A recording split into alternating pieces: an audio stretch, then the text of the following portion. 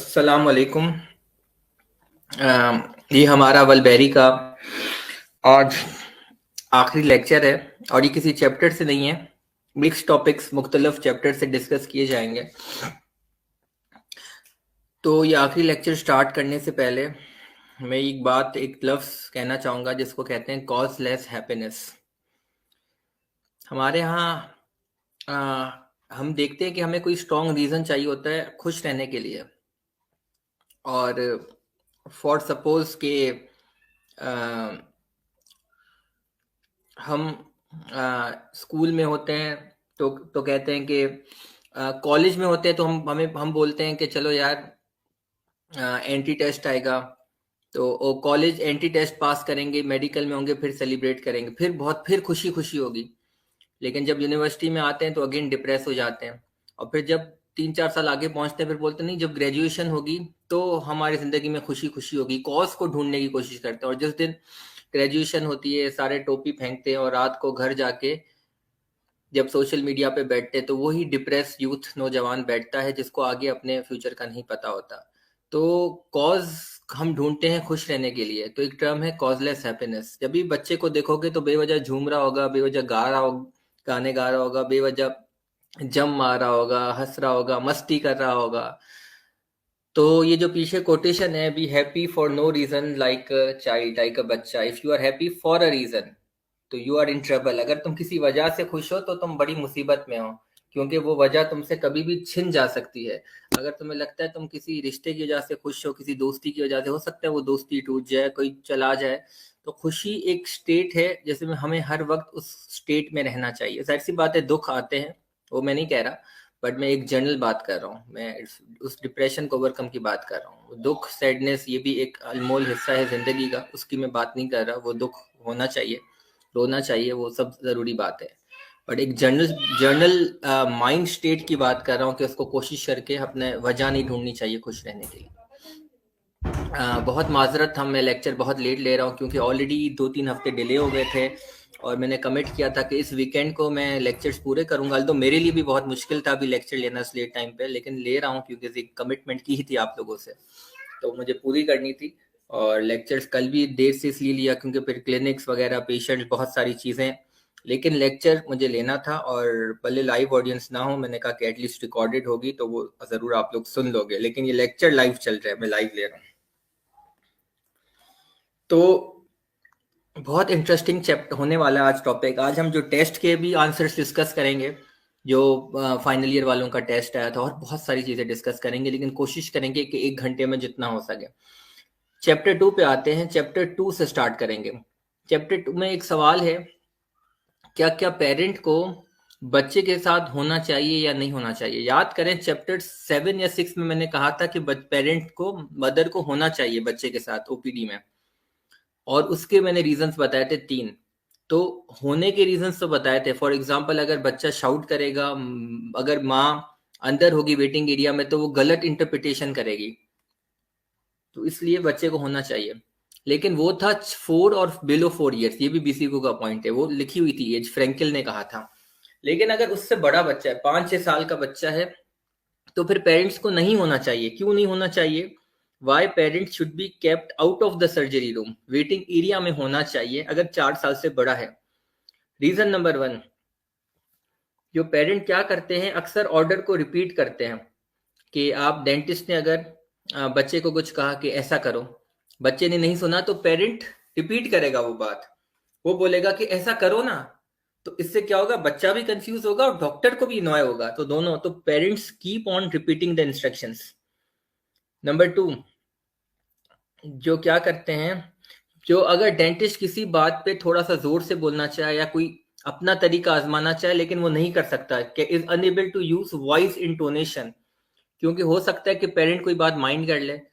अगर ऐसा बोल दिया यार ऐसे करो ना, तो पेरेंट बोले, आप, पेरेंट को बुरा लगेगा ऐसे कैसे बोल रहा है, तो डेंटिस्ट इस कॉन्शियसनेस में होता है कि मैं यार थोड़ा बहुत एहतियात से बात करनी है। नंबर 3, बच्चे का जो अटेंशन है वो डाइवर्ट हो जाता है, 50-50 बढ़ जाता है। आधा डेंटिस्ट में होता है, आधा पेरेंट्स में भी होता है कि वो मुझे देख रहा है। नंबर 4, डेंटिस्ट का भी अटेंशन बढ़ जाता है, पेशेंट में भी होता है, पेरेंट्स में भी होता है। टेंशन होती है यार, माँ भी देख रही है, बाप भी देख रहा है, चाचा ताई पूरा खानदान आ गया है, तो 4 पॉइंट हो गए। 5वां पॉइंट ये कि और डेंटिस्ट नेचुरल सी बात है कंफर्टेबल में होता है जब सिर्फ पेशेंट हो और बाकी की जो उसकी अटेंडेंट्स हो वेटिंग एरिया में, ये एक साइकिक है कि वो डेंटिस्ट ज्यादा कंफर्टेबल होता है। तो ये 5 पॉइंट्स याद कर लें कि why parents should B outside surgery room. ये एक सवाल आ सकता है शॉर्ट ऐसे का। सवाल नंबर 2, डेंटल कंसल्टेशन बच्चे की कैसे करनी है, स्ट्रक्चर क्या है। स्ट्रक्चराइज्ड डेंटल कंसल्टेशन बच्चे की होनी चाहिए। क्वेश्चन नंबर 2 पे आ गए हम लोग। आज बहुत सारी बातें डिस्कस होने वाली हैं। रोलर कोस्टर की राइड है, सीट बेल्ट अपने बांध लें और चले मेरे साथ। अब बच्चा आया ओपीडी यूनिट पे बैठा, सबसे पहले आपको क्या करना है, इसके 6 रूल्स हैं डेंटल कंसल्टेशन के। रूल नंबर 1, ग्रीटिंग, सलाम करना है और greet with the child name. Hello, हाँ आप पहले नाम पूछोगे, हेलो आपका नाम क्या है, रोहान, हेलो रोहान, कैसे हेलो रोहान। तो इस तरह बात करनी है, बच्चे को नाम से पुकारो, अच्छा लगता है यार। हमें भी अभी कोई नाम से पुकारता है, अच्छा लगता है। और अभी नहीं है नाम, कोई दूर से भी अपना नाम सुनते हो तो फौरन यार मेरा नाम किसने लिया, तो सुनाई एक एक बैठ जाती है ना, तो नाम से पुकारा करो। तो नंबर 2, प्रीलिमिनरी चैट,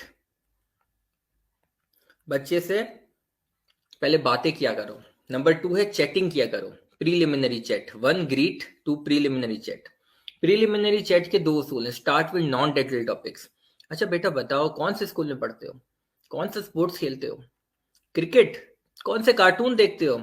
अच्छा ये आजकल कौन है डाइन, ये कोको में कोई भी जो भी, तो उस नॉन डेंटल टॉपिक से बात करो। कितने भाई हैं, कितने बहन हैं, क्या शौक से खाते हो, क्या शौक से खा, इस तरह तुमने सवाल पूछ लिया। फिर पेशेंट से पूछो कि तुम्हारी तबीयत वगैरह कैसी है और पहले दांतों में तुम्हें कभी दर्द हुआ है, एक जनरल सवाल करो, दांतों का दर्द कैसा है, इस तरह शुरू करो। Number 3, preliminary explanation. नंबर 2 था preliminary chatting, number 3 preliminary explanation. Patient को और उसके पेरेंट को बेसिकली दोनों को एक्सप्लेन करो कि क्या अहमियत है डेंटल की, प्रिवेंटिव ट्रीटमेंट की, फिर रेस्टोरेटिव ट्रीटमेंट की। एक ओवरव्यू दे दो, सारी ट्रीटमेंट, सारी चीज़ों का ओवरव्यू एक शॉर्ट में दे दो और मेक श्योर करो कि वो अंडरस्टैंड कर रहा है बच्चा। और इम्पॉर्टेंट बात, talk and listen. Listen, be a good listener, अच्छे से सुनो। अगर बच्चा बात कर रहा है तो उसको टोको नहीं, बीच में डिल ना करो, लिसन। Number 4, business. बिजीनेस में, बिजीनेस पता नहीं कौन सा टर्म है, बट इसके अंदर जो मवाद लिखा हुआ है बड़ा अच्छा लिखा हुआ है। क्लियर इंस्ट्रक्शंस दो बच्चों को कि आ जाएं चेयर पे बैठ जाएं। ऐसे नहीं बोले कि क्या आप चेयर पे बैठना पसंद करेंगे, या बच्चे को चॉइस क्या दे रहे हो, वो यूनिट पे तो बैठता है ना उसको। तो साफ बोल दो यार, प्लीज आप चेयर पे बैठ जाए, आप डेंटल आप यूनिट पे बैठ जाए। साफ क्लियर इंस्ट्रक्शंस दो। और जब मुंह में इंस्ट्रूमेंट्स हो बच्चे के तो सवाल ना करो, और बीच बीच में पेशेंट की तारीफ, बच्चे की तारीफ करते रहो, अरे वाह जबरदस्त, बड़ा कोऑपरेटिव बच्चा है, बड़ा बहादुर बच्चा है, पता प्यार से बैठा है, बिल्कुल इस तरह उसको मोटिवेट करो। तो ये बिजीनेस के अंदर आता है। Number 5, health education. ट्रीटमेंट जब आपने सारी कर ली, बीच बीच में तारीफें करते गए, आखिर में एक प्री एडवाइस दे दो, एजुकेट कर लो। अब इसकी एक अलग सवाल आ सकता है कि एडवाइस देने के क्या उसूल हैं, क्या तरीकेकार है। नंबर 1, एडवाइस हमेशा स्पेसिफिक होनी चाहिए। फॉर एग्जाम्पल, क्या आपको दांतों को अच्छे से ब्रश करना है, ऐसे नहीं हो कोई लंबी लंबी एडवाइस हो, पता नहीं कोई बच्चा कंफ्यूज हो जाए। टू द पॉइंट, आपको दांतों को अच्छे से ब्रश करना है। Number 2, simple and precise information. Number 1, specific advice oral hygiene के मुताबिक। Number 2, simple and precise information, क्योंकि दांत साफ करने से कीड़े वगैरह मर जाते हैं और दिन में 2 दफा करना है, रात को सोने से पहले ब्रश करना जरूरी है। बस सिंपल एंड प्रिसाइज, शॉर्ट में, ज्यादा खींचना नहीं है, इसलिए जरूरी है। फिर ये होता है, फिर थूक होती है, बच्चा बोलेगा यार ये तो बहुत लंबी समझ में नहीं आएगी बात। नंबर 3, एक पेशेंट को गोल देना है, आपको अगले 7 दिन तक दिन में 2 दफा ब्रश करना है और उसको टिक मार्क करना है 7 दिन तक। ये आपको चैलेंज दे रहा हूं, तो ऐसा गोल, ऐसा चैलेंज देना जो कि बच्चा कर पाए। फिर नंबर 4, पेशेंट से, बच्चे से पूछना है, अच्छा आप बताओ मैंने आपको क्या गोल दिया है, मेक श्योर कि पेशेंट अंडरस्टैंड किया हो पेशेंट ने मैसेज, फिर पेशेंट आपको बताएगा और आप बोलोगे हाँ सही समझा है। और 5वें नंबर पे ऐसी एडवाइस हो कि तुम धमकी नहीं दे रहे बच्चे को, अगर तुमने 2 दिन में 2 दफा ब्रश नहीं किया ना तो बेटा तू आ अगली दफा तेरी फी डबल कर दूंगा, तेरी टांग तोड़ दूंगा, तेरे दांत निकाल दूंगा, इंजेक्शन लगाऊंगा। इस तरह कोई धमकी नहीं देनी। हम बच्चों को बोल देना ना इंजेक्शन लगाऊंगा अगर तुमने, ऐसे नहीं बोले, वो अगली बार आएगा ही नहीं आपके पास। तो धमकी और थ्रेटन बच्चे को मजाक में भी नहीं करना। इसके अलावा फिर रिकॉल अपॉइंटमेंट में आकर पेशेंट से पूछना है, रीइंफोर्स करना है कि वाकई उसने किया नहीं किया, उसका फॉलो अप लेना है। दिस इज ऑल ये एडवाइस में। अब आखिरी पॉइंट, छठा पॉइंट, ये 5वां पॉइंट था हेल्थ एजुकेशन यानी कि एडवाइस। इसके अंदर मैंने पॉइंट्स बताए कि एडवाइस कैसी होनी चाहिए। अब छठा पॉइंट डिसमिसल। पहला पॉइंट ग्रीटिंग, छठा डिसमिसल। डिसमिसल यानी कि अच्छे से खुदाफिज करना है, फेयरवेल करना है, फेयरवेल देनी है पेशेंट को, बोलने का अल्लाह हाफिज, नाइस टू हैव यू, ये वो फिलाटिम का अल्लाह हाफिज। ठीक है, तो ये है, आपको नहीं कर रहा मैं, बच्चे को, आपको पेशेंट को अल्लाह हाफिज करना है। तो जनाब अच्छा, अब आते हैं चैप्टर 2 हमारा कंप्लीट हो गया। चैप्टर 3 पे आते हैं, शेड्यूलिंग ऑफ अपॉइंटमेंट। किस तरह अपॉइंटमेंट को शेड्यूल करना है, ये भी इंपॉर्टेंट है। नंबर 1, हमेशा पहले सिंपल स्मॉल रेस्टोरेशन को ट्रीट की जाती है, ये हमेशा पहला होता है उसूल। नंबर 2, मैक्सिला वाले दांतों को पहले ट्रीट किया जाता है। एक पेशेंट आ रहा है, लोअर में भी मसला है, अपर में भी है, एक्सट्रैक्शन, रूट कैनाल, फिलिंग सब है, सबसे पहले छोटी फिलिंग और अपर मैक्सिला की ढूंढोगे, क्योंकि अपर मैक्सिला में एले देना आसान होता है। नंबर 3, अपर में भी मैक्सिला में भी पोस्टीरियर पहले करना चाहिए। उसकी वजह बड़ी चालाकी वाली वजह है, मुझे बड़ी हंसी आई जब मैं पढ़ रहा था, वेरी मजे की किताब है, यानी कि वो स्टूडेंट्स को पसंद नहीं आती यार। कोई स्टूडेंट मुझे कहते हैं वल्बेरी के भी नोट्स होने चाहिए यार सर, बहुत खराब किताब। मैंने कहा यार वल्बेरी के नोट्स बनाने को मेरा दिल ही नहीं कहा, मैंने कहा ये किताब की तौहीन हो जाएगी, इतना अच्छा लिखा हुआ है वल्बेरी में, इतनी छोटी किताब है। समिट वाकई ही बहुत बकवास और बोरिंग और पता नहीं डल किताब है, तो वल्बेरी कंपैरेटिवली काफी अच्छी किताब है। हाँ कुछ चैप्टर्स तो बहुत ऊट पटांग है, लेकिन काफी चैप्टर्स काफी अच्छे लिखे हुए हैं। और पोस्टीरियर पहले करना चाहिए, इसकी क्या वजह है, क्योंकि अगर एंटीरियर पहले करोगे तो हो सकता है बच्चा फिर आगे आई नहीं, पोस्टीरियर पहले करोगे तो जरूर आएगा मुस्तकबिल में, क्योंकि उसको आगे के दांत तो सेट करवाने हैं ना यार, वो तो दिखने में बुरे लग रहे हैं तो वो मर के भी आएगा। चौथा number point, quadrant dentist practice wherever possible. At a time एक क्वाड्रेंट करना है, ऐसे नहीं करना कि ये क्वाड्रेंट दो एक टाइम राइट लेफ्ट दोनों कर दिए, इधर के पोस्टीरियर इधर के पोस्टीरियर, ऐसे नहीं, एक साइड के पोस्टीरियर, तो क्वाड्रेंट डेंटिस्ट्री। उसके बाद फिलिंग्स जब हो जाए तो उसके बाद फिर रूट कैनाल वाले दांत करने हैं। फिर जब रूट कैनाल वाले दांत हो जाएं, अच्छा रूट कैनाल की जो इमरजेंसी हो आप पहले पहले कर लो, लेकिन इमरजेंसी नहीं है तो फिर रूट कैनाल वाले दांत बाद में करने हैं। अब लास्ट ईयर एक्सट्रैक्शन, फिर हमेशा आखिर में एक्सट्रैक्शन को आपने देखना है, फिर जो दांत बिल्कुल बच नहीं सकते फिर उनको एक्सट्रैक्ट करना है। तो ये होनी चाहिए scheduling of operative treatment in children. अब चैप्टर नंबर 3 से एक और सवाल, बच्चे की बिहेवियर को 4 ब्रॉड कैटेगरीज में डिवाइड किया गया है। Number 1, happy and confident. आते हैं ओपीडी में, बहुत उछलते हैं, कूदते हैं, खुश होते हैं, आके आराम से यूनिट पे बैठ जाएंगे, ऐसे कर देंगे, दांत खोल देंगे, हंसती करेंगे, हंसेंगे, ऐसा लग रहा है कि बाप की शादी में आया हूं। आप हैरान हो जाओगे यार, ये तो बच्चा कुछ ज्यादा ही एक्साइटेड लगा पड़ा है, खैर तो है। नंबर 2, लिटिल एंशियस और शाय बच्चे होते हैं, यानी कि वो शुरू शुरू में थोड़ा सा शर्माएंगे, जाहिर सी बात, एक नए डेंटल है, कोऑपरेटिव बच्चा कोऑपरेटिव है, लेकिन जाहिर है अचानक डेंटल क्लिनिक में नया डेंटिस्ट, थोड़ा शाय है और हल्का सा थोड़ा सा एंशियस है, हल्का। तो वो एग्जामिनेशन, आपको थोड़ा सा उसकी काउंसलिंग करोगे तो आराम से यूनिट पे बैठेगा, मुंह खोलेगा, आपको एग्जामिनेशन और काम करने देगा, लेकिन आपको थोड़ी मेहनत करनी पड़ेगी ऐसे बच्चे पर, बिहेवियर थेरापी करनी पड़ेगी, थोड़ा बहुत से बातें करनी पड़ेंगी, उससे एक रैपर्ड बनानी पड़ेगी, थोड़ी मेहनत करनी पड़ेगी। दूसरे वाली कैटेगरी में माइल्ड एंशियस और शाय बच्चा, पहला वाला था कॉन्फिडेंट एंड हैप्पी बच्चा, तीसरा है फ्राइटेंड क्राइंग बच्चा, रोने वाला आएगा ओपीडी में, एंटर होते ही रो रहा होगा, अम्मी का पर्स पकड़ रहा होगा, नहीं मुझे नहीं बैठना, डॉक्टर के पास नहीं जाना। ओ भाई बस, अक्सर ओपीडी में भी ऐसे बच्चे आते हैं, रोना धोना शुरू पहले ही, मतलब ना वो तो बाद में चलो समझ में आता है, पहले ही रोना धोना शुरू। तो फिर ऐसे बच्चों में आपको बहुत ज़्यादा काउंसलिंग करनी पड़ती है, यहाँ तक कि एग्जामिनेशन भी आपको यूनिट पे नहीं, आपको इवन वेटिंग एरिया में टॉर्च के लाइट पे करनी पड़ती है। अच्छा बेटा चलो इधर, अंदर नहीं आ रहे हैं, इधर ही मुंह खोलो, इधर ही देख लो, बाहर ही देखना पड़ेगा। तो पहली विजिट तो बच्चे की डेंटल यूनिट तक पहुंचती नहीं, उसको बाहर ही देख कर बातें कर उसको भेज देना है, ताकि उसके अंदर बाद में वो खुशी से है, उसकी मोटिवेशन बढ़े। तो ये होता है तीसरी कैटेगरी, फ्राइटेंड, डरा हुआ बच्चा। चौथी कैटेगरी है अनकोऑपरेटिव बच्चा, यानी कि उसको कोई बिहेवियर प्रॉब्लम है, कोई लर्निंग डिसएबिलिटी है। तो जाहिर सी बात है ऐसे बच्चे में तो फिर आपको फार्माकोलॉजिकल मैनेजमेंट की तरफ जाना पड़ेगा, सेडेशन हो गया, जीए हो गया, या ये चीजें हो गई। तो ये 4 ब्रॉड कैटेगरीज हैं, इसको फर्स्ट इंप्रेशन की हेडिंग के अंदर है।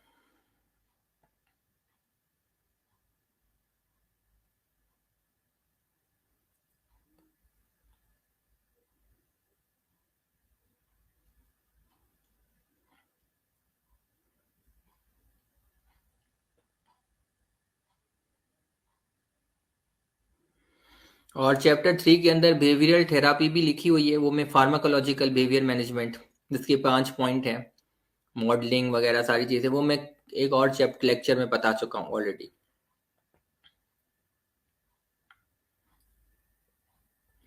अब हम सीधा जंप करते हैं चैप्टर 16 पे, जंप करते हैं ओरल सर्जरी वाले चैप्टर के अंदर। इसमें जो इम्पोर्टेंट टॉपिक है वो है आउटो ट्रांसप्लांटेशन। आउटो ट्रांसप्लांटेशन का मतलब है कि एक दांत को निकाल के अपने ही मुंह में, सेम पेशेंट के मुंह में दूसरी जगह पे शिफ्ट कर देना, निकाल के दोबारा लगा देना, इसको आउटो ट्रांसप्लांटेशन कहते हैं। इसके 2 एग्जाम्पल हैं। एग्जाम्पल नंबर 1, फॉर एग्जाम्पल एक कैनाइन है मेरा जो कि इरप्ट नहीं हो रहा, या फिर पैलेटली इरप्ट हो रहा है, पैलेटली इरप्ट हो रहा है, तो उसको एक्सट्रैक्ट किया और उसको दोबारा सही करके उसी जगह पे लगा दिया, इसको कहते हैं आउटो ट्रांसप्लांटेशन। निकाला और उसको वापस ट्रांसप्लांट कर दिया सेम जगह पे।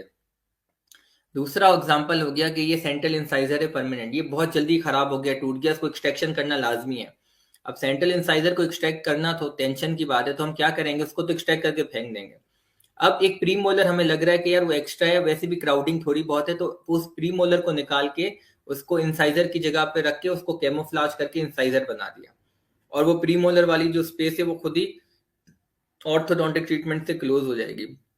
तो इससे क्या होगा, प्रोस्थेटिक प्रोस्थेसिस से बचत हो गई, हमें प्रोस्थेटिक अप्लायंस दांत में नहीं, ब्रिज, क्राउन, इम्प्लांट लगाने से बचत हो गई। आउटो ट्रांसप्लांटेशन से काम हो गया, नेचुरल दांत ने ही उसकी जगह ले ली। तो नेचुरल दांत से अच्छी चीज कोई नहीं होती। तो इस ऐसी सिचुएशन में आउटो ट्रांसप्लांटेशन गेम चेंजर।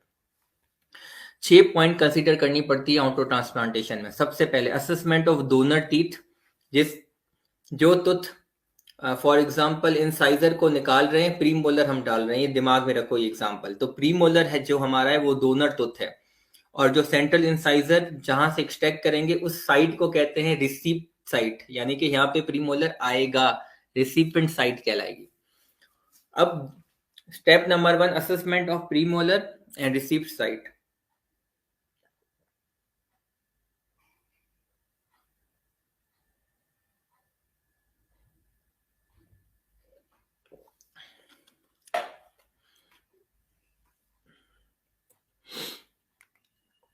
ठीक है,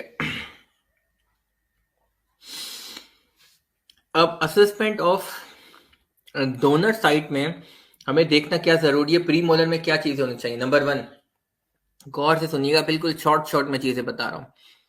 open apex. Number 2, at least 2/3 of root बनी होनी चाहिए, एटलीस्ट 3/4 ऑफ रूट बनी होनी चाहिए।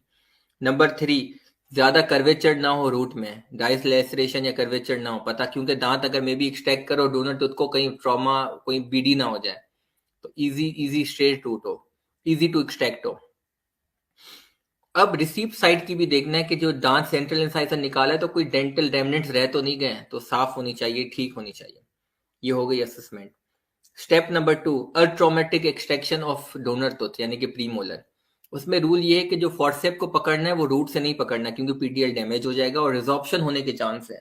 2 बड़ी कॉम्प्लिकेशन होती है आउटो ट्रांसप्लांटेशन की। नंबर 1, रूट डिसॉर्प्शन, यानी कि प्रीमोलर अगर यहाँ डालेंगे तो उसकी रूट रिजॉर्व होना शुरू होगी। नंबर 2, एनकाइलोसिस, यानी कि हाइपर सीमेंटोसिस होगा और बोन रिप्लेसमेंट, मतलब बोन और रूट मिल जाएंगी, एनकाइलोसिस हो जाएगा। तो ये बड़ी कॉम्प्लिकेशन है। तो उसके अलावा और बहुत भी है, पेरियपाइकल एब्सेस, इन्फ्लेमेशन, तो ये बहुत है, लेकिन ये 2 कॉमन है।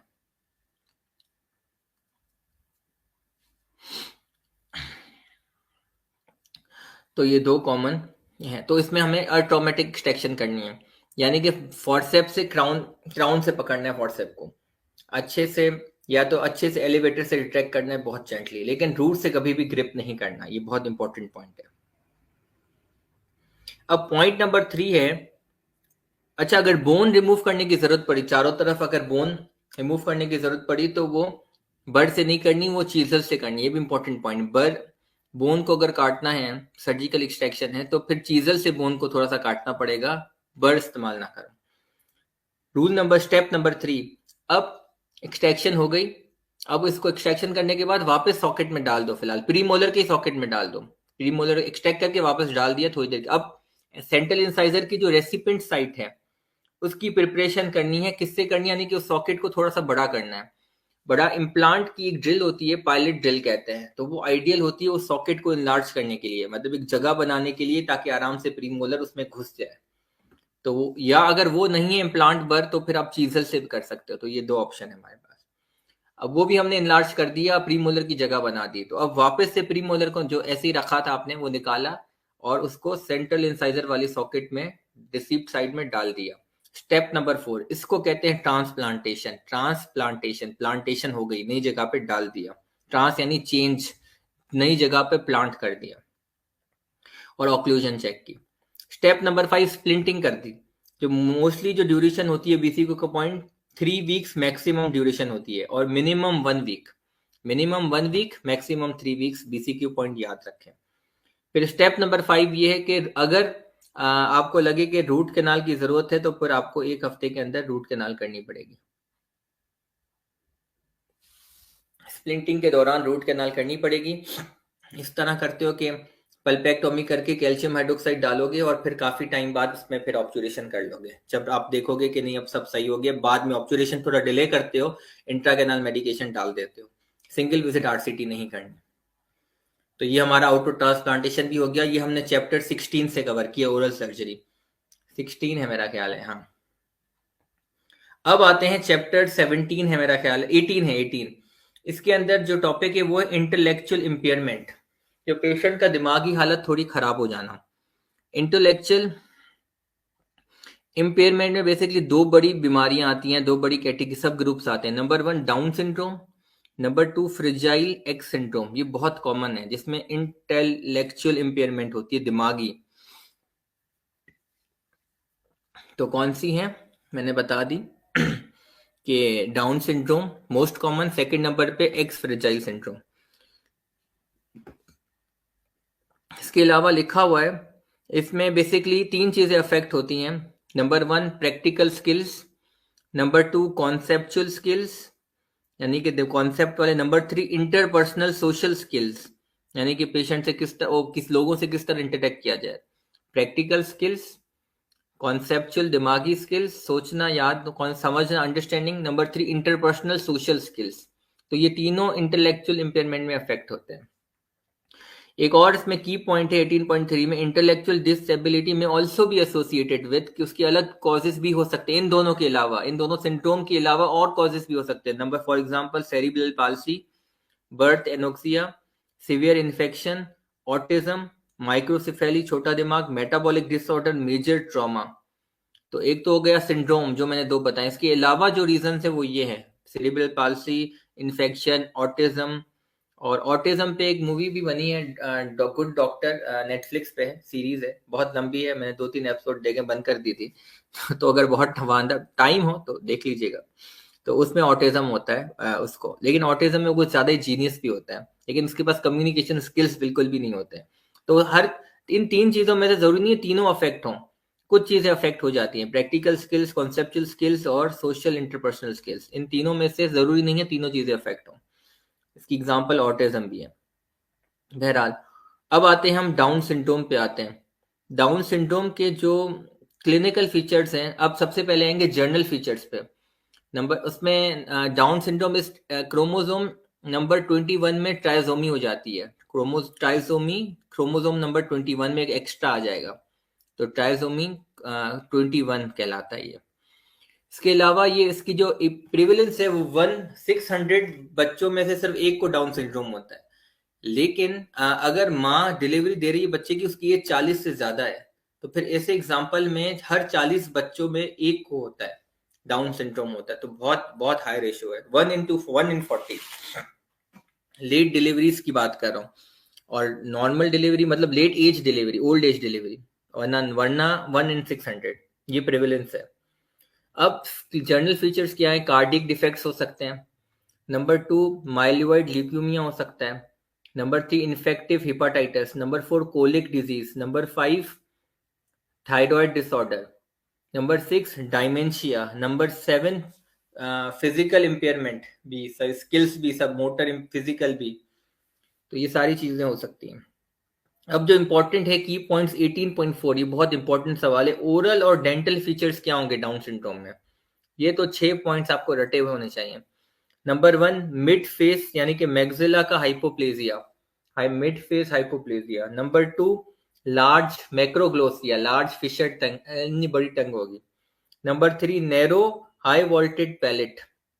Number 4 hypodontia. नंबर 5 हाइपोप्लेजिया, या तो दांत हाइपोडोंशिया मिसिंग होंगे, हाइपोप्लेजिया यानी कि बहुत छोटे होंगे दांत, या नंबर 6 डिले इरप्शन, दांतों की देर से इरप्शन होगी। तो ये 6 पॉइंट तो पक्के याद करने हैं। अगर जर्नल वाले याद नहीं हो रहे तो ओरल और डेंटल फीचर्स तो याद करने हैं आपको। अब इसके अंदर आपको डेंटल केयर के अंदर आपको देखना है कि पेशेंट कॉपरेट कम करेगा, तो आप एलए लगाना मुश्किल है। Number 2 high speed hand piece करना, यूज करना मुश्किल है, और रबर डैम लगाना भी मुश्किल होता है पेशेंट में। तो इसमें जो पिट एंड फिशर सीलेंट लगाते हो वो जीआईसी वाले लगाने हैं, रिजन के नहीं लगा सकते क्योंकि मॉइस्चर कंट्रोल नहीं हो सकता, मुश्किल है ऐसे बच्चों में। तो फिर जल्दी से जीआईसी वाले सीलेंट्स लगाते हो, और फिर उसको ग्लव, जो फिंगर में ग्लव होता है ना, तो उसको ऐसे कवर कर देते हो ऑक्लूजल सर्फेस को, और 1 मिनट बाद ग्लव को निकालोगे, वो सीलेंट जीआईसी वाला सेट हो जाएगा। तो ये तरीका होता है सीलेंट लगाने का, जिस उन बच्चों में जो कोऑपरेटिव ना हो। उसके अलावा जो हमारा फोकस है वो प्रिवेंशन की तरफ होना चाहिए। हर साल में 4 दफा फ्लोराइड वार्निश लगाना है, 2.6% सोडियम फ्लोराइड ड्यूराफेट। इसके अंदर 22,600 ppm फ्लोराइड होता है, 2.6% फ्लोराइड। ये कैरीज रिडक्शन अमेजिंग तरीके से करता है, बहुत अच्छे तरीके से करता है। और ये सारी चीजें होती हैं, ये सारी चीजें करनी है। और इसके अलावा क्या कहते हैं, अगर हमें जीए की जरूरत पड़ी, अगर जीए की जरूरत पड़ी पेशेंट की, फॉर एग्जांपल मजबूरी है, तो फिर हमें कोशिश करके प्रिवेंटिव वाले स्टेप्स नहीं करने हैं। अगर कोई दांत डाउटफुल है तो उसकी पल्पोटमी करके उसको स्टेनलेस स्टील क्राउन लगा देना है। अगर कोई लग रहा है कि रेस्टोरेबल नहीं है तो फिर उसको एक्सट्रैक्ट कर देना है, क्योंकि मुश्किल से एक दफा जीए में डाला है आपने, तो फिर आपको प्रॉपर तरीके से ना बड़े बड़े ट्रीटमेंट करने हैं, थोड़ा सा ज्यादा रिस्क लेना पड़ेगा। फिर ऐसा नहीं है कि यार डाउट है चलो फिलिंग कर लेता हूँ, अबे भाई जीए में गया है, चलो फीलिंग कर लेता हूँ, अगर फेल होगी तो खैर है, तो खैर नहीं है भाई, फिर दोबारा जीए थोड़ी दोगे। जीए में डाला है तो पल्पोटमी कर दो, फिलिंग का रिस्क ना लो, आईपीसी का रिस्क ना लो अब ऐसी सिचुएशन में, क्योंकि ये जीए वाला केस है। तो इसमें कोशिश करके सेफर वाले, भले थोड़े इन्वेजिव ऑप्शन की तरफ जाओ वो ठीक है, लेकिन लेस कंजर्वेटिव के चक्कर में रिस्क ना लो, रिस्क की गुंजाइश नहीं है। जनरल एनेस्थेसिया में डालने से पहले प्री जनरल एनेस्थेसिया असेसमेंट करनी होती है, यानी कि नंबर 1 पास्ट मेडिकल हिस्ट्री, उसके अलावा पास्ट एनेस्थेटिक हिस्ट्री, पहले कभी एनेस्थेसिया हुआ है, दिया है। नंबर 3 प्री मेडिकेशन देनी है। नंबर 4 ट्रांसपोर्ट अरेंजमेंट करने हैं। और नंबर 5 अच्छे से होम केयर भी करना है। तो ये सारी चीजें जनरल एनेस्थेसिया से पहले जरूरी होती है। ये भी एक टेबल में की पॉइंट्स लिखी हुई है। अब इसके अलावा अगर जरूरत पड़ी ना तो बच्चे को, अगर जरूरत पड़ी तो बच्चे को जबरदस्ती भी करनी है। इसको कहते हैं क्लिनिकल होल्डिंग, यानी कि फिजिकल रिस्ट्रेंट। मतलब बाप ने एक टांग पकड़ी, भाई ने हाथ पकड़ा, माँ ने दूसरा हाथ पकड़ा, और आप जाके दांत निकाल रहे हो। ये तब करो जब आपको लगे कि यार चलो जीए से बचाना है, एक ही दांत तो है, अगर एक ही दांत है उसमें क्या जीए में डालो, तो जीए से में बेहतर है कि कोई हाथ पांव पकड़ लो बच्चे के। लेकिन क्लिनिकल होल्डिंग के कुछ उसूल हैं, 18.5 के की पॉइंट्स याद कर लीजिएगा, 4-5 पॉइंट्स। नंबर 1 डॉक्यूमेंट करना है उसको, डॉक्यूमेंटेशन में लिखना पड़ेगा। नंबर 2, ट्रेन्ड स्टाफ ही करेगा, वो जरूरी माँ बाप नहीं पकड़ेंगे उसको, आपका ही स्टाफ होगा जो ट्रेंड होगा बच्चे को कैसे पकड़ते हैं। नंबर 3, ऐसा ना लगे कि पनिशमेंट दे रहे हो बच्चे को, इस तरह नहीं पकड़ो। नंबर 4, कोई फिजिकल ट्रॉमा नहीं देना। नंबर 5, साइकोलॉजिकल ट्रॉमा कोई ज्यादा नहीं देना, मिनिमल साइकोलॉजिकल ट्रॉमा होना चाहिए। नंबर 6, पेशेंट की गार्डियन से कंसेंट ले लेना चाहिए फिर करना है। और नंबर 7, ये बेनिफिशियल हो कि वाकई ट्रीटमेंट कंप्लीट हो जाए, ऐसा नहीं ये भी करो और ट्रीटमेंट भी कंप्लीट ना हो, नहीं अगर कर रहे हो तो फिर इसके देखो कि सक्सेसफुल जाएगा, ट्रीटमेंट हो जाएगी इसके करने से। तो ये 7-6 पॉइंट याद कर लो।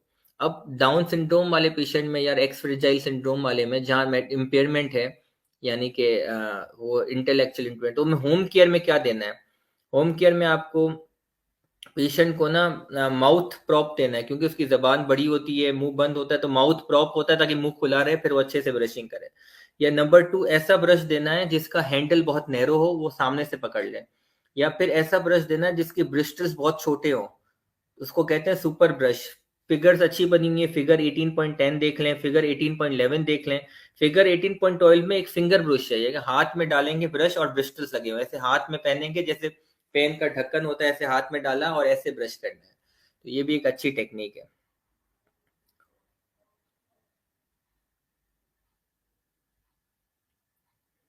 और बच्चे को माउथ वॉश अगर ले सके तो दे दो माउथ वॉश, लेकिन माउथ वॉश में पेरिडोंटल डिजीज तो प्रिवेंट हो जाती है, लेकिन कैरीज से कोई फर्क नहीं पड़ेगा।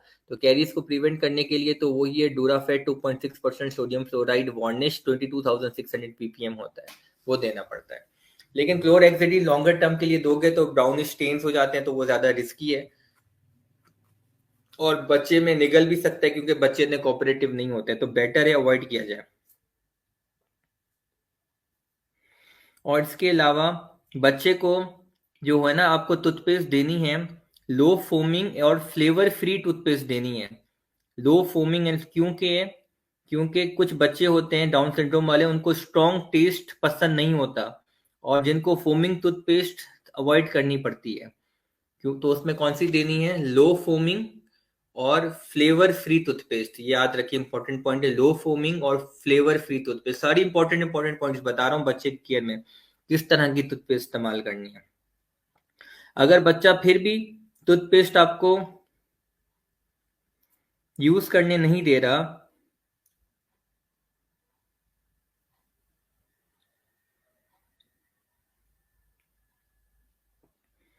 तो फिर आपको क्या करना है, एक गॉज लेना है कॉटन, उसमें क्लोरहेक्सिडिन, गॉज में क्लोरहेक्सिडिन डिप करके 0.2% और बच्चे का मुंह साफ करना है। या नंबर 2, आपको टूथब्रश में फ्लोराइड जो माउथ वॉश होती है, फ्लोराइड माउथ वॉश डाल के डिप करके उससे ब्रश करवाना है। या नंबर 3, हाथों में पेस्ट लगाकर हाथों से पेस्ट ब्रश करवाना है। तो ये 3 तरीके हैं अगर पेशेंट टूथ ब्रश और टूथपेस्ट दोनों साथ में अडॉप्ट नहीं कर पा रहा, तो 3 तरीका। तरीका नंबर 1, कॉटन में क्लोरहेक्सिडिन डाला, स्वैब कॉटन स्वैब में, उसको किया रब। नंबर 2, फिंगर में टूथपेस्ट डाली, उससे किया। नंबर 3, ब्रश में, पेस्ट नहीं ब्रश में माउथ वॉश डिप किया और वो किया। तो एट अ टाइम या तो ब्रश यूज हो रहा है, एट अ टाइम या तो पेस्ट यूज हो रही है, या तो फिर कॉटन यूज हो रहा है और फ्लोराइड। तो ये अल्टरनेटिव सारे तरीके हैं जो पता होने चाहिए बच्चों को। डाइटरी एडवाइस क्या देनी है? की पॉइंट्स 18.7 में लिखा हुआ है, डाइटरी एडवाइस क्या देनी है। सेम होती है कि फ्रीक्वेंसी रिड्यूस करनी है, कि 3 times a day, उससे ज्यादा नहीं। जो मीठा हो सिर्फ मील टाइम तक लिमिट करना है। और उसके अलावा सोने से 1 घंटे पहले तक ना कुछ खाना है ना कोई ड्रिंक, 1 घंटे पहले तक खाना पीना बंद कर देना है। और नंबर 4, कार्बोनेटेड ड्रिंक्स अवॉइड करनी है। और नंबर 5, शुगर फ्री मेडिकेशंस लेनी है बच्चे को। तो ये 5 पॉइंट डाइटरी एडवाइस में बच्चे को बतानी है। और उसके अलावा फ्लोराइड पे आ जाते हैं। की पॉइंट्स 18.8 सिर्फ याद कर लें फ्लोराइड में, कि जितने भी कैरीज रिस्क है उनमें क्या करना है बच्चों में, 1000 से 1500 ppm टूथपेस्ट देनी है। 3 साल से कम बच्चों में सिमेर जितनी पेस्ट लगानी है, 3 से 6 साल बच्चों में पीस साइज पेस्ट लगानी है। नंबर 2, अगर 10 साल का बच्चा हो गया तो फिर आपको 2800 ppm और मतलब बढ़ा देनी है, 1500 से भी बढ़ा के 2800 ppm की फ्लोराइड पेस्ट इस्तेमाल करनी है। और अगर 16 साल से भी बड़ा बच्चा हो जाए तो फिर 5000 ppm फ्लोराइड इस्तेमाल करनी है और बढ़ा देनी है हाई फ्लोराइड टूथपेस्ट। और इसके अलावा जो मैंने पहले ही बताया था, non foaming and flavour free toothpaste करनी है। जिनको रेगुलर पेस्ट, वो बच्चे जो टॉलरेट नहीं कर पाते, उनके लिए ये बेहतरीन तरीका है। या फिर दूसरा तरीका है कि फ्लोराइड माउथ वॉश टूथब्रश में लगा दो, पेस्ट यूज ही ना करो। टूथब्रश जैसे मैंने बताया, तो उसमें माउथ वॉश डालो। मैंने दूसरा तरीका बताया था कि कॉटन स्वॉब में क्लोरहेक्सिडिन डालो। तो ये दो तरीके मैंने बताए थे। और फ्लोराइड वार्निश मैंने पहले ही बता चुका हूँ, वो लगाना है। अब आते हैं सेरिब्रल पाल्सी की तरफ आते हैं। सेरिब्रल पाल्सी में क्या क्या फीचर्स होते हैं ये याद कर लें। इंपॉर्टेंट जो ओरल फीचर्स है, नंबर 1, पुअर ओरल हाइजीन होती है। सेरिब्रल पाल्सी बेसिकली आता है फिजिकल इंपेयरमेंट के अंदर, फिजिकल इंपेयरमेंट म्यूकोस्केलेटल डिसऑर्डर के अंदर आता है। तो पुअर ओरल हाइजीन, जाहिर सी बात है, अच्छे से ब्रश नहीं कर पाएगा, जिसकी वजह से increase carries risk, increase periodontal disease के चांसेस ज्यादा होंगे। इसके अलावा वो जो ड्रग्स लेता है उससे जिंजाइवल इनलार्जमेंट भी हो जाती है। ये इंपॉर्टेंट पॉइंट है, जिंजाइवल इनलार्जमेंट होती है सेरिब्रल पाल्सी वाले बच्चों में। इसके अलावा माल ऑक्लूजन के चांसेस होते हैं, क्योंकि क्लास 2 माल ऑक्लूजन। उसके अलावा ब्रूक्सिज्म होता है। उसके अलावा माउथ ब्रेथिंग और टंग थ्रस्टिंग होती है। इसके अलावा एंटीरियर ट्रॉमा हो सकता है, क्योंकि क्लास 2 होता है, याद रखें, माल ऑक्लूजन क्लास 2 होता है, तो एंटीरियर आगे के दांतों में ट्रॉमा होने के चांस ज्यादा होते हैं, क्योंकि वो बाहर निकले हुए होते हैं। इनेमल हाइपोप्लेजिया, यानी कि दांत छोटे हो जाते हैं। और इसके अलावा गैग जल्दी होता है, पेशेंट को गैग जल्दी होता है। उसके अलावा थूक भी बाहर निकल रही होती है, ड्रूलिंग ऑफ सलाइवा, ये सारी ड्रूलिंग ऑफ सलाइवा मुंह से निकल रही होती है। तो ड्रूलिंग ऑफ सलाइवा और गैग बड़ी इंपॉर्टेंट चीजें हैं ट्रीटमेंट में, अगर की बात करेंगे अगर डेंटल केयर की।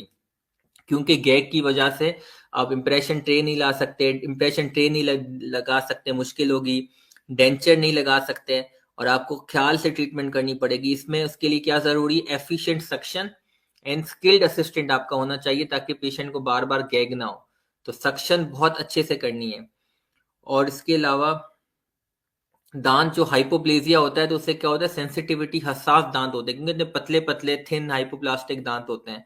तो फिर आप स्केलिंग करना बहुत मुश्किल होता है बच्चों में, क्योंकि बहुत जल्दी सेंसिटिविटी होती है, थोड़ा पानी लगाते हो सेंसिटिविटी होती है। तो हमेशा ऐसे बच्चों में पहले फ्लोराइड वार्निश लगा देना है, और हर साल में 4 दफा। और जितने भी पिट एंड फिशर्स हैं उनको हमने सील कर देना है सीलेंट से। और कौन सा सीलेंट, अगेन जीआईसी सीलेंट लगाना है, क्योंकि बच्चे कोऑपरेटिव नहीं होते, और यहाँ तो थूक भी बहुत ज्यादा होती है, ड्रूलिंग हो रही होती है, तो रिजिन सीलेंट लगाना तो मुमकिन ही नहीं है।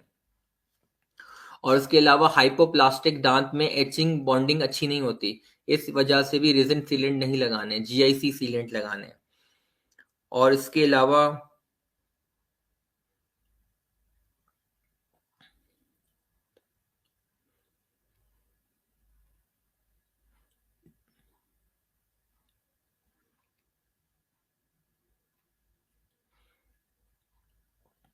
पेशेंट को जो थूक होती है ना,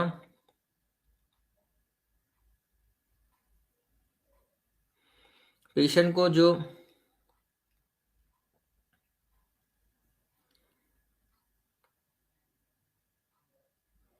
हाँ, तो पेशेंट की जो ड्रूलिंग थूक के लिए हम क्या करेंगे, उसको एक ड्रग देते हैं जिसका नाम है स्कोपेलामाइन। स्कोपेलामाइन देते हैं, इससे थूक कम होती है। या इसके अलावा हम बुटॉक्स की इंजेक्शन भी लगा सकते हैं, बुटोलिनियम न्यूट्रोटॉक्सिन, बोटॉक्स की इंजेक्शन लगा सकते हैं।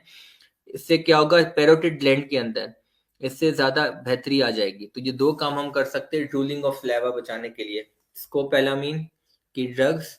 इसको पेलामीन में बेसिकली ड्रग्स तो नहीं देते, उसके बेसिकली पैचेस होते हैं, जो कि एयर के पीछे लगाते हैं और हर 3 दिन में चेंज करते हैं। इसके पैचेस होते हैं जो कि एयर के पीछे लगाते हैं। नंबर 2, बुटॉक्स के इंजेक्शन लगा सकते हो डायरेक्ट पैरोटिड ग्लैंड में, ये ड्रूलिंग को काउंटर करने का तरीका है।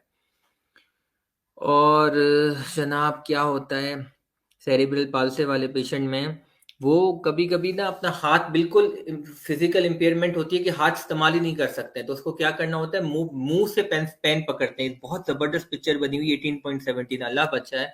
हम कितने खुश नसीब हैं कि हम आराम से हाथ को ऐसे कर सकते हैं, जम खा सकते हैं, हर चीज कर सकते हैं। लेकिन अनफॉर्चुनेटली दुख होता है उन उन नौजवानों पे जो फिर भी नाशुक्री करते हैं और कहते हैं यार जिंदगी में क्या रखा है, शिकवा शिकायत करते हैं, देखते नहीं है कि कितनी नेमतें उनके खुद के बॉडी में, इतनी नेमतें हैं कि अल्लाह का शुक्र है, अच्छे से देख सकते हैं, बोल सकते हैं, हंस सकते हैं, जो चाहे कर सकते हैं।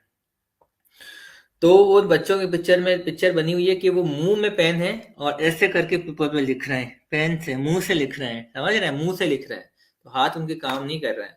तो अब ऐसी सिचुएशन में उनके दांत का हेल्दी होना बहुत जरूरी है सेरिब्रल पाल्सी वाले पेशेंट के अंदर। और इसके अलावा जो पिक्चर 18.8 है उसमें क्या है कि अल्सर्स बने हुए, इसको कहते हैं सेल्फ म्यूटिलेशन। यानी कि उसमें क्या करता है, पेशेंट बाइट कर लेता है अपने ही दांतों को। इसका एक रीजन बेसिकली ये होता है कि उसकी इरप्शन डिले हो जाती है। तो मिसाल, ये दांत स्लो इरप्ट हो रहा है और ये इरप्ट हो चुका है, ये इंसाइजर स्लो इरप्ट हो रहा है, ये हो गया, तो फिर एक गैप रह गया, तो उस गैप में सॉफ्ट टिश्यू फंस जाता है और इरिटेशन भी होती है। जहाँ इरप्शन हो रही है, टीथिंग इरिटेशन भी होती है, तो वो उसको हिट करने की कोशिश करते हैं, हिट नहीं होता, सॉफ्ट टिश्यू आ जाता है। तो फिर उसका सॉल्यूशन नंबर 1 ये कि ऐसी जगह पे स्प्लिंट लगा दिया जाए ताकि ऑक्लूजन बराबर आ जाए और आपस में दांत, जब तक इरप्शन कंप्लीट हो जाए तब तक स्प्लिंट लगाओ। नंबर 2 है कि दांत के ऑक्लूजल सरफेस पे रेस्टोरेशन कर लो ताकि ऑक्लूजल सरफेस ऊपर आ जाए और आपस में जब वो मुंह बंद करे तो दो दांत टच कर लें, और जब दांत पूरा इरप्ट हो जाएगा तो वो फिलिंग वैसे ही निकल जाएगी, तो वक्ती तौर पे, ताकि उसकी हैबिट ब्रेक हो जाए। तो स्प्लिंट लगा सकते हो या फिर रेस्टोरेशन कर सकते हो ताकि ऑक्लूजन स्टेबिलिटी आ जाए। और तो ये होता है। और अगर जहाँ अल्सर ऑलरेडी बन चुका है तो वहां पे आप क्लोरहेक्सिडिन का स्प्रे लगाओगे। इसके अलावा हाइड्रोबेंजिडामाइन हाइड्रोक्लोराइड का स्प्रे लगाओगे। ये एक एंटी एनेस्थेटिक और एंटीसेप्टिक स्प्रे, एनेस्थेटिक, इससे पेन खत्म हो जाता है। बेंजेडामाइन हाइड्रोक्लोराइड का भी स्प्रे लगाओगे।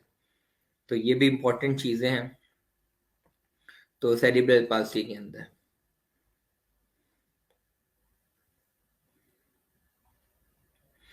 अब हम आते हैं, ये हमारा चैप्टर पूरा हो गया जिसमें हमने डाउन सिंड्रोम और सेरिब्रल पाल्सी को ज्यादा अहमियत दी है। तो ये सवाल आ सकते हैं चैप्टर 18 से। अब आते हैं ऑर्थो वाले चैप्टर से, जो चैप्टर 16 है। अब सबसे पहले आते हैं बैलेंसिंग एक्सट्रैक्शन और कॉम्पनसेटिंग एक्सट्रैक्शन। बैलेंसिंग एक्सट्रैक्शन का मतलब ये है कि अगर मैं ये केनाइन एक्सट्रैक्ट कर रहा हूं तो अब मुझे बैलेंस करने के लिए कॉन्ट्रालेटरल दांत को भी एक्सट्रैक्ट करना पड़ेगा, इसको बैलेंसिंग कहते हैं।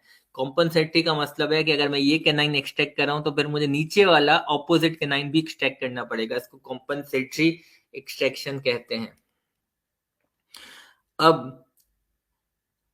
अब ये कुछ यूज प्राइमरी डेंटिशन में ये रूल्स याद करें। अगर हम प्राइमरी इंसाइजर्स को एक्सट्रैक्ट कर रहे हैं, ये एक्सट्रैक्ट करना पड़ा, तो ना हमें बैलेंसिंग की जरूरत है ना कॉम्पनसेशन की जरूरत है, कोई फर्क नहीं पड़ता, कोई स्पेस लॉस नहीं होती। ज्यादा से ज्यादा नुकसान क्या होता है, जो परमानेंट इंसाइजर है उसकी इरप्शन में 1 साल लेट हो जाएगी, बस 6 महीने 1 साल लेट होगी और कोई फर्क नहीं। अगर हम प्राइमरी डेसिडस केनाइन को एक्सट्रैक्ट कर रहे हैं एक साइड को, तो फिर क्या होगा, ये जो सेंट्रल और लेटरल है ना, ये इस तरफ आ जाएंगे। इस अगर दांत को एक्सट्रैक्ट किया तो ये इस तरफ आ जाएंगे, तो मिड लाइन शिफ्ट हो जाएगी, यानी कि इन दांतों की डिस्टल ड्रिफ्टिंग हो जाएगी केनाइन की तरफ। इन लेटरल और सेंट्रल की केनाइन की स्पेस में डिस्टल ड्रिफ्टिंग हो जाएगी। तो बैलेंस करने के लिए मुझे कॉन्ट्रालेटरल भी केनाइन निकालना पड़ेगा, यानी कि बैलेंसिंग एक्सट्रैक्शन करनी पड़ेगी ताकि मिडलाइन शिफ्ट ना हो।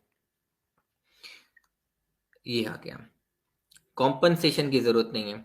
अगर हमने primary first molar deciduous first molar extract किया है तो यहाँ पे दो बातें हो सकती हैं, या तो प्राइमरी सेकंड मोलर जो है वो मीजियल ड्रिफ्ट करे, लेकिन इसके चांसेस कम होते हैं, वो अपनी जगह पे होते हैं। या दूसरा चांस है कि डेसिडुस कैनाइन लेटरल सेंट्रल तीनों डिस्टल ड्रिफ्ट करें और मिडलाइन शिफ्ट हो जाए, इसके भी चांसेस बहुत मिनिमल होते हैं, इतना कोई मिडलाइन शिफ्ट नहीं आता। लेकिन अगर प्राइमरी फर्स्ट मोलर एक्सट्रैक्ट कर रहे हो और देख रहे हो कि कॉन्ट्रालेटरल प्राइमरी मोलर भी कैरियस है, तो फिर भले एक्सट्रैक्ट कर लो। लेकिन अगर वो बिल्कुल हेल्दी है तो फिर बैलेंसिंग एक्सट्रैक्शन ना करो। तो यहाँ पे बैलेंस, और अगर फॉर एग्जांपल जीए में निकाल रहे हो तो फिर दोनों निकाल दो, क्योंकि जीए में वैसे ही जा रहा है तो बैलेंसिंग एक्सट्रैक्शन कर लो। तो वो फिर कंडीशनल है कि बैलेंसिंग एक्सट्रैक्शन कर भी सकते हो, नहीं भी कर सकते। अगर कंडीशन मतलब फॉर एग्जांपल जीए है तो कर लो, दूसरा मोलर भी थोड़ा थोड़ा अफेक्टेड है तो फिर निकाल दो। तो फिर वो सिचुएशन की बेसिस पे आ गया। लेकिन कॉम्पनसेटरी एक्सट्रैक्शन नहीं करें। अब प्राइमरी सेकंड मोलर पे आते हैं, अगर उसको एक्सट्रैक्ट किया तो फिर क्या होता है, मिडलाइन शिफ्ट तो नहीं होती, प्राइमरी फर्स्ट मोलर कैनाइन, ये सब तो डिस्टल ड्रिफ्ट नहीं करेंगे, लेकिन क्या होगा, जो परमानेंट फर्स्ट मोलर है वो मीजियली ड्रिफ्ट करेगा। ये सबसे इंपॉर्टेंट दांत होता है, और खास तौर पे मैक्सिलम है। तो most important to safe is max, ये याद रखें, बीसीक्यू का पॉइंट है मैक्स, प्राइमरी सेकंड मोलर, और वो भी मैक्सिला वाला सबसे इंपॉर्टेंट है, उसको तो निकालना ही नहीं है किसी हाल में, बिल्कुल इंतहाई दर्जे की मजबूरी हो जाता है फिर जाके निकालो, और फिर निकालने के बाद स्पेस मेंटेनर भी लगाना है। बस शर्तिया पेशेंट को ओरल हाइजीन अच्छी काउंसलिंग करनी है, क्योंकि फिर प्लाक एक्यूमुलेशन बहुत ज्यादा होती है। ये सारी चीजें इंपॉर्टेंट है समझना, और बच्चे को बताना, खुद हमारी बुद्धि में, दिमाग में ये सारी चीजें बैठ जाए तब कुछ भी मुश्किल नहीं। इतने सारे चैप्टर्स देखो ना, कैसे हम एक एक झट झट करके हमारे माशाल्लाह हो रहे हैं। तो प्राइमरी डेसिड्यूस डेंटिशन में ये चीजें होती हैं। प्राइमरी फर्स्ट मोलर से कोई फर्क इतना नहीं पड़ता, प्राइमरी कैनाइन में बैलेंस कर दिया, प्राइमरी सेकंड मोलर हमेशा बचाना जरूरी होता है, और इस प्राइमरी डेंटिशन में कभी भी कॉम्पनसेटरी एक्सट्रैक्शन करने की जरूरत नहीं होती। अब ये कुछ पॉइंट्स हैं कि बुलेट पॉइंट्स हैं, थिंग्स टू इंटरसेप्टिव ऑर्थोडोंटिक, यानी कि जो ऑर्थोडोंटिक्स हमने मिक्स डेंटिशन में करनी है उसको कहते हैं इंटरसेप्टिव ऑर्थोडोंटिक्स। उसमें क्या करना है, मॉनिटर करना है हमने इंसाइजर और फर्स्ट मोलर की इरप्शन, और उसका सीक्वेंस, उसकी सिमेट्री मॉनिटर अच्छे से करना है। नंबर 2, जो प्राइमरी डेसिड्यूस दांत एक्सट्रैक्ट करने हैं, अगर वो नहीं निकल रहे हैं, अगर वो रिटेन है ना और पीछे परमानेंट दांत आ रहा है, तो प्राइमरी डेसिड्यूस दांत को एक्सट्रैक्ट कर लेना, एक्सट्रैक्ट प्राइमरी टीथ, जिसकी वजह से परमानेंट सक्सेसर को नुकसान पड़ रहा है। जहां जहां बैलेंसिंग एक्सट्रैक्शन की जरूरत है वहां पे बैलेंसिंग एक्सट्रैक्शन करनी है, to prevent midline shift. Long term prognosis check करना है परमानेंट फर्स्ट मोलर का, अगर प्रोग्नोसिस नहीं है तो परमानेंट फर्स्ट मोलर को भी एक्सट्रैक्ट करना है। इसको कहते हैं इन्फोर्स्ड एक्सट्रैक्शन, इसको क्या कहते हैं, इन्फोर्स्ड एक्सट्रैक्शन कहते हैं।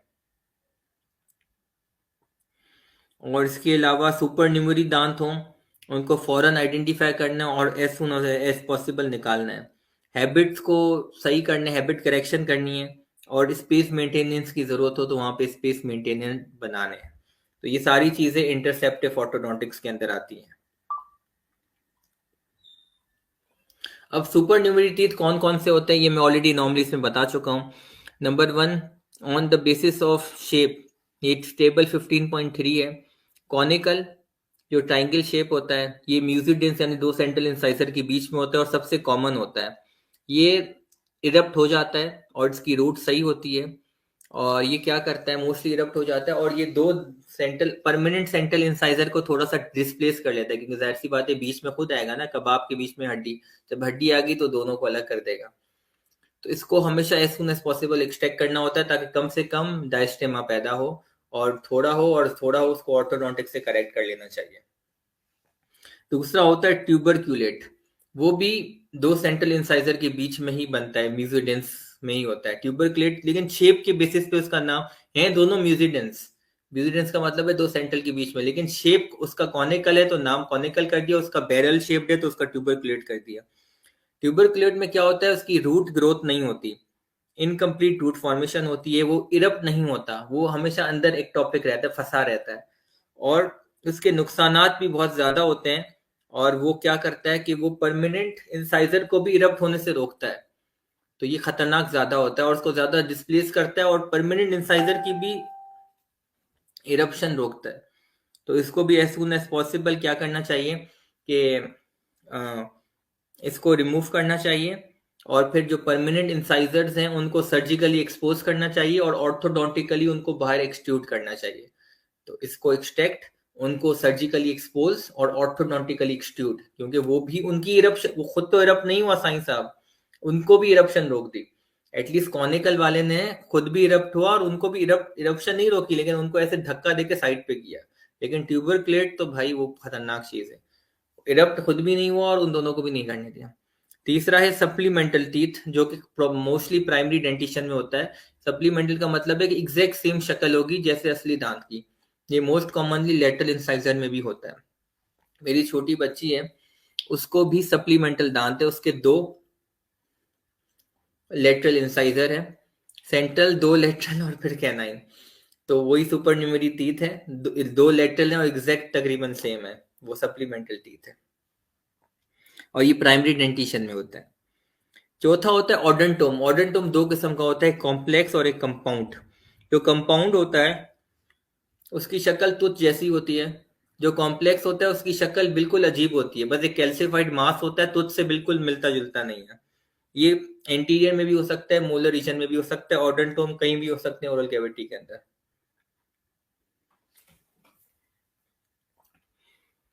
तो ये हो गए सुपर न्यूमेरी टीथ।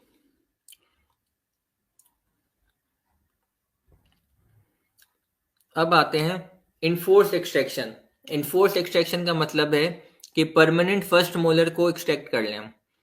तो सबसे पहली point, the permanent first molar are never the teeth of choice for orthodontic extraction. कभी भी ये चॉइस नहीं है, लेकिन इनको एक्सट्रैक्ट हम तब करते हैं जब हम देखते हैं कि बहुत ज्यादा डैमेज हो चुके हैं, बहुत ज्यादा पैथोलॉजी आ चुकी है, खराब हो गए, और क्राउडिंग भी पेश बच्चे में बहुत ज्यादा क्राउडिंग भी है और ये खराब भी हो गए। तो फिर क्या करते हैं हम, उनको इरप्ट एक्सट्रैक्ट कर लेते हैं दोनों साइड से, ताकि परमानेंट जो सेकंड मोलर है ना वो फर्स्ट मोलर की जगह पे इरप्ट हो जाए, तो फिर फर्क नहीं पड़ेगा। तो permanent second molar first molar की जगह ले लेंगे। तो ये कॉन्सेप्ट है फर्स्ट मोलर को एक्सट्रैक्ट करने का। लेकिन इसकी एज क्या होनी चाहिए, इंपॉर्टेंट बीसीक्यू का point, the best age is 8.5 to 9.5 years, तब करना है। और ये एज क्यों है, तीन शर्तें हैं रेडियोग्राफ में, आपको तीन बातें पूरी होनी चाहिए। सबसे इंपॉर्टेंट बात, सेकंड परमानेंट प्री मोलर की जो बायफर्केशन है रेडियोग्राफ में वो आपको नजर आए, वहां कैल्सिफिकेशन स्टार्ट हो जानी चाहिए। बायफर्केशन सेकंड मोलर की नजर आ रही है तो उसका मतलब है परमानेंट फर्स्ट मोलर को एक्सट्रैक्ट कर सकते हो, वो खुद ही उसकी जगह पे आ जाएगा, टेंशन नहीं। Number two, permanent first molar और सेकंड मोलर के बीच में 30 degree to 15 degree, 15 degree angle का डिफरेंस है। एक एंगल बन रहा है, 15 to 30 डिग्री एंगल बन रहा है उन दोनों के बीच में। तीसरा पॉइंट ये है कि सेकंड परमानेंट मोलर का जो क्रिप्ट है जहां से वो इरप्ट हो रहा है और distal root of permanent first molar है वो आपस में ओवरलैप कर रही हैं। तो जब ये तीन बातें मिल रही हैं तो ये, और ये तीन बातें कब मिलती हैं, 8.5 से 9.5 साल के बीच में, जो कि आइडियल टाइम है परमानेंट फर्स्ट मोलर को एक्सट्रैक्ट करने का। वो जाहिर है तब करोगे जब खराब हो, ऐसे नहीं बेवजह करना शुरू हो जाओ, नहीं, इनफोर्स मजबूरी में ये इनफोर्स एक्सट्रैक्शन करनी पड़ेगी। अगर परमानेंट फर्स्ट मोलर मैक्सिला का निकाल रहे हो, ठीक है ना,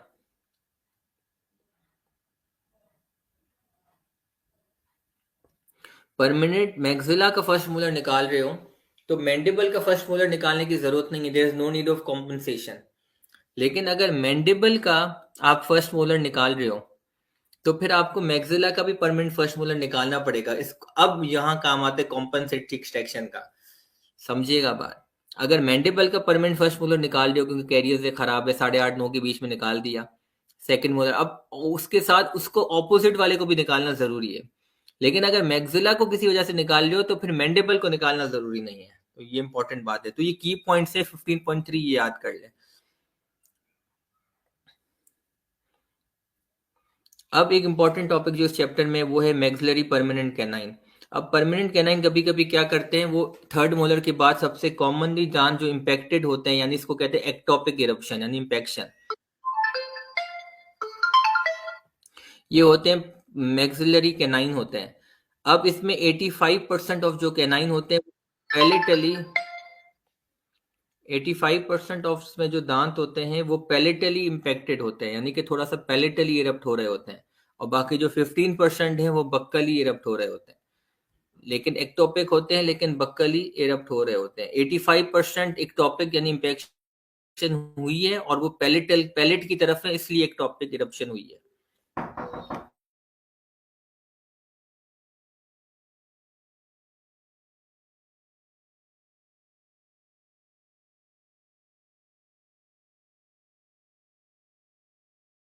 अब इसमें आपको दांतों की क्लिनिकल असेसमेंट करनी है और रेडियोग्राफिक असेसमेंट करनी है।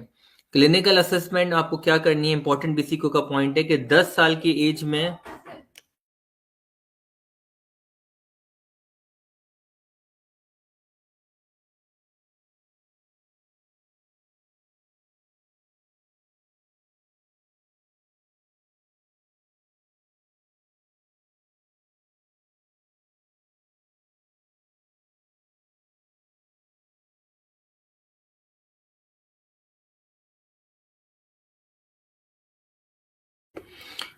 अब आपने क्लिनिकल असेसमेंट में क्या करना है, 10 साल की उम्र में इंपॉर्टेंट है याद करना, वहां पे आपने पेल्पेशन शुरू करनी है। अगर आपको बक्कल में पेल्पेशन फील नहीं हो रही तो इसका मतलब है कि ये हो सकता है एक्टोपिक इरप्शन हो, इम्पैक्शन हो। ये इंपॉर्टेंट पॉइंट है यार, हो सकता है ये पैलेटल इम्पैक्शन हो, तो आपको बल्ज चेक करना है 10 साल की उम्र में। और रेडियोग्राफ में आपको क्या करना है, रेडियोग्राफिक असेसमेंट के अंदर प्राइमरी कैनाइन है उसकी डिजॉर्प्शन चेक करनी है। अगर वो डिजॉर्ब नहीं हो रहा तो इसका मतलब है कि जो परमानेंट कैनाइन है वो एक्टोपिक है। या अगर आपको ओपीजी में परमानेंट जो केनाइन है वो बहुत बड़ा नजर आ रहा है तो इसका मतलब है कि वो पैलेटली एरप्ट होने वाला है, यानी कि एक्टोपिक पैलेटल हो रहा है। इम्पेक्शन है लेकिन पैलेटल इम्पेक्शन है क्योंकि बड़ा दिख रहा है आपको। तो क्लिनिकल असेसमेंट 10 साल की उम्र में पेल्पेशन के थ्रू बल्ज नजर आना चाहिए और रेडियोग्राफिक असेसमेंट करनी है कि प्राइमरी केनाइन की रूट्स रिजॉल्व होनी चाहिए। अर्ली ट्रीटमेंट क्या है, इसको 12 साल से पहले डिटेक्ट करना चाहिए और इसको फिर एक्सट्रैक्ट कर लेना चाहिए। और एक्सट्रैक्ट कर लेना चाहिए 12 साल से पहले डिटेक्ट करके एक्सट्रैक्ट कर लेना चाहिए और अच्छी खासी स्पेस होनी चाहिए कि परमानेंट कैनाइन आ जाए। ठीक है, लेकिन अगर हम ये नहीं कर पाए तो लेट लेट ट्रीटमेंट क्या है, लेट ट्रीटमेंट क्या है कि इम्पैक्टेड कैनाइन जो है उसको हम अपनी जगह पे छोड़ दें, इम्पैक्टेड ही छोड़ दें, लीव इन सिटो एंड मॉनिटर करें।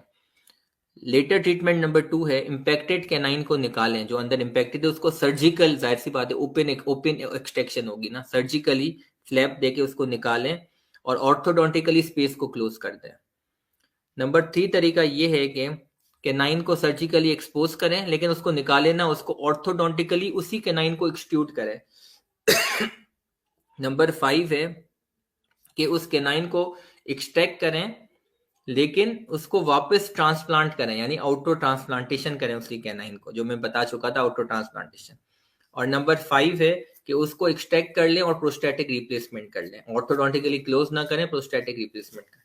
तो ये 5 लेटर ट्रीटमेंट है। अगर अर्ली ट्रीटमेंट कर ली, अर्ली ही आपने डिटेक्ट करके 12 साल से पहले एक्सट्रैक्शन कर ली, तो फिर वो परमानेंट कैनाइन खुद ब खुद स्पॉन्ट, और बक्कल अगर है तो खुद ब खुद हो जाएगा, एक्सट्रैक्ट इरप्ट हो जाएगा।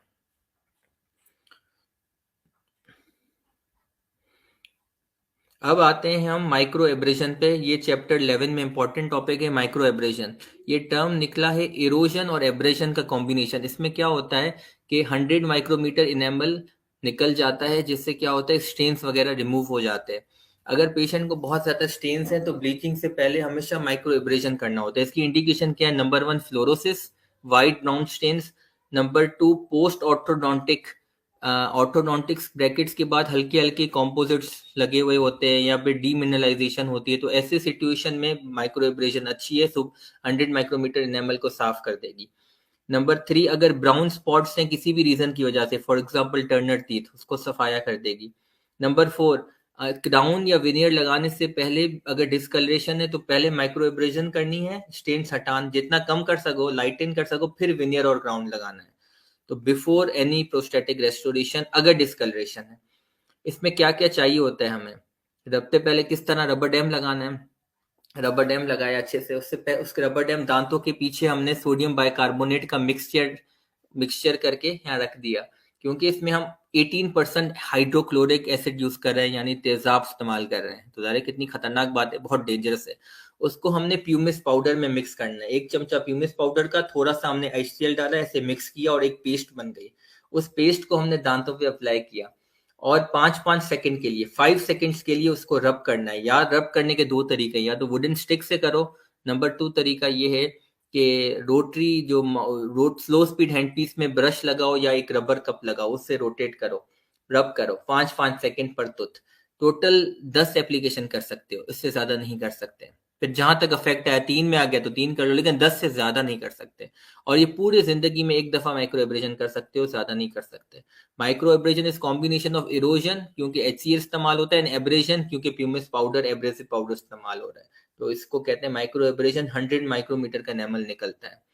तो ये सारे इसके एडवांटेजेस है, कोई इसके खास नुकसानात नहीं है। आखिर में दांत को अच्छे से पॉलिशिंग कर लेनी है, सॉफ्लेक्स की डिस्क से, फ्लोराइडेड टूथपेस्ट से इसकी अच्छे से पॉलिशिंग कर लेनी है।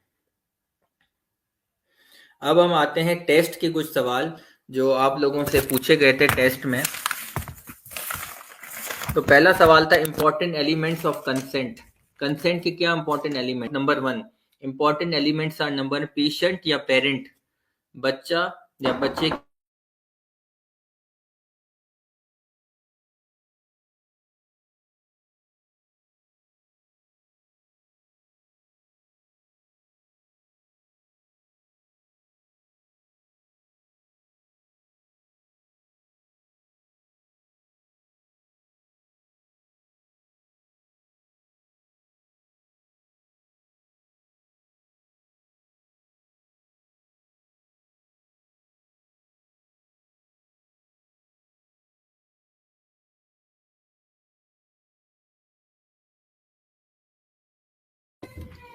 ठीक है। उस इम्पॉर्टेंट एलिमेंट्स में नंबर 1 पे आता है कि पेशेंट यानी बच्चा या parent understand the purpose of given treatment, वो समझ चुका है कि आप क्या ट्रीटमेंट एग्जैक्टली दे रहे हो। नंबर 2, अल्टरनेटिव ट्रीटमेंट ऑप्शंस भी समझ गया है। फॉर एग्जांपल आपने कहा कि फिलिंग भी कर सकते हैं, पलपॉट में भी कर, सारे ऑप्शंस वो समझ गया है। नंबर 3, हर ऑप्शन के बेनिफिट्स और रिस्क सबके समझ गया है।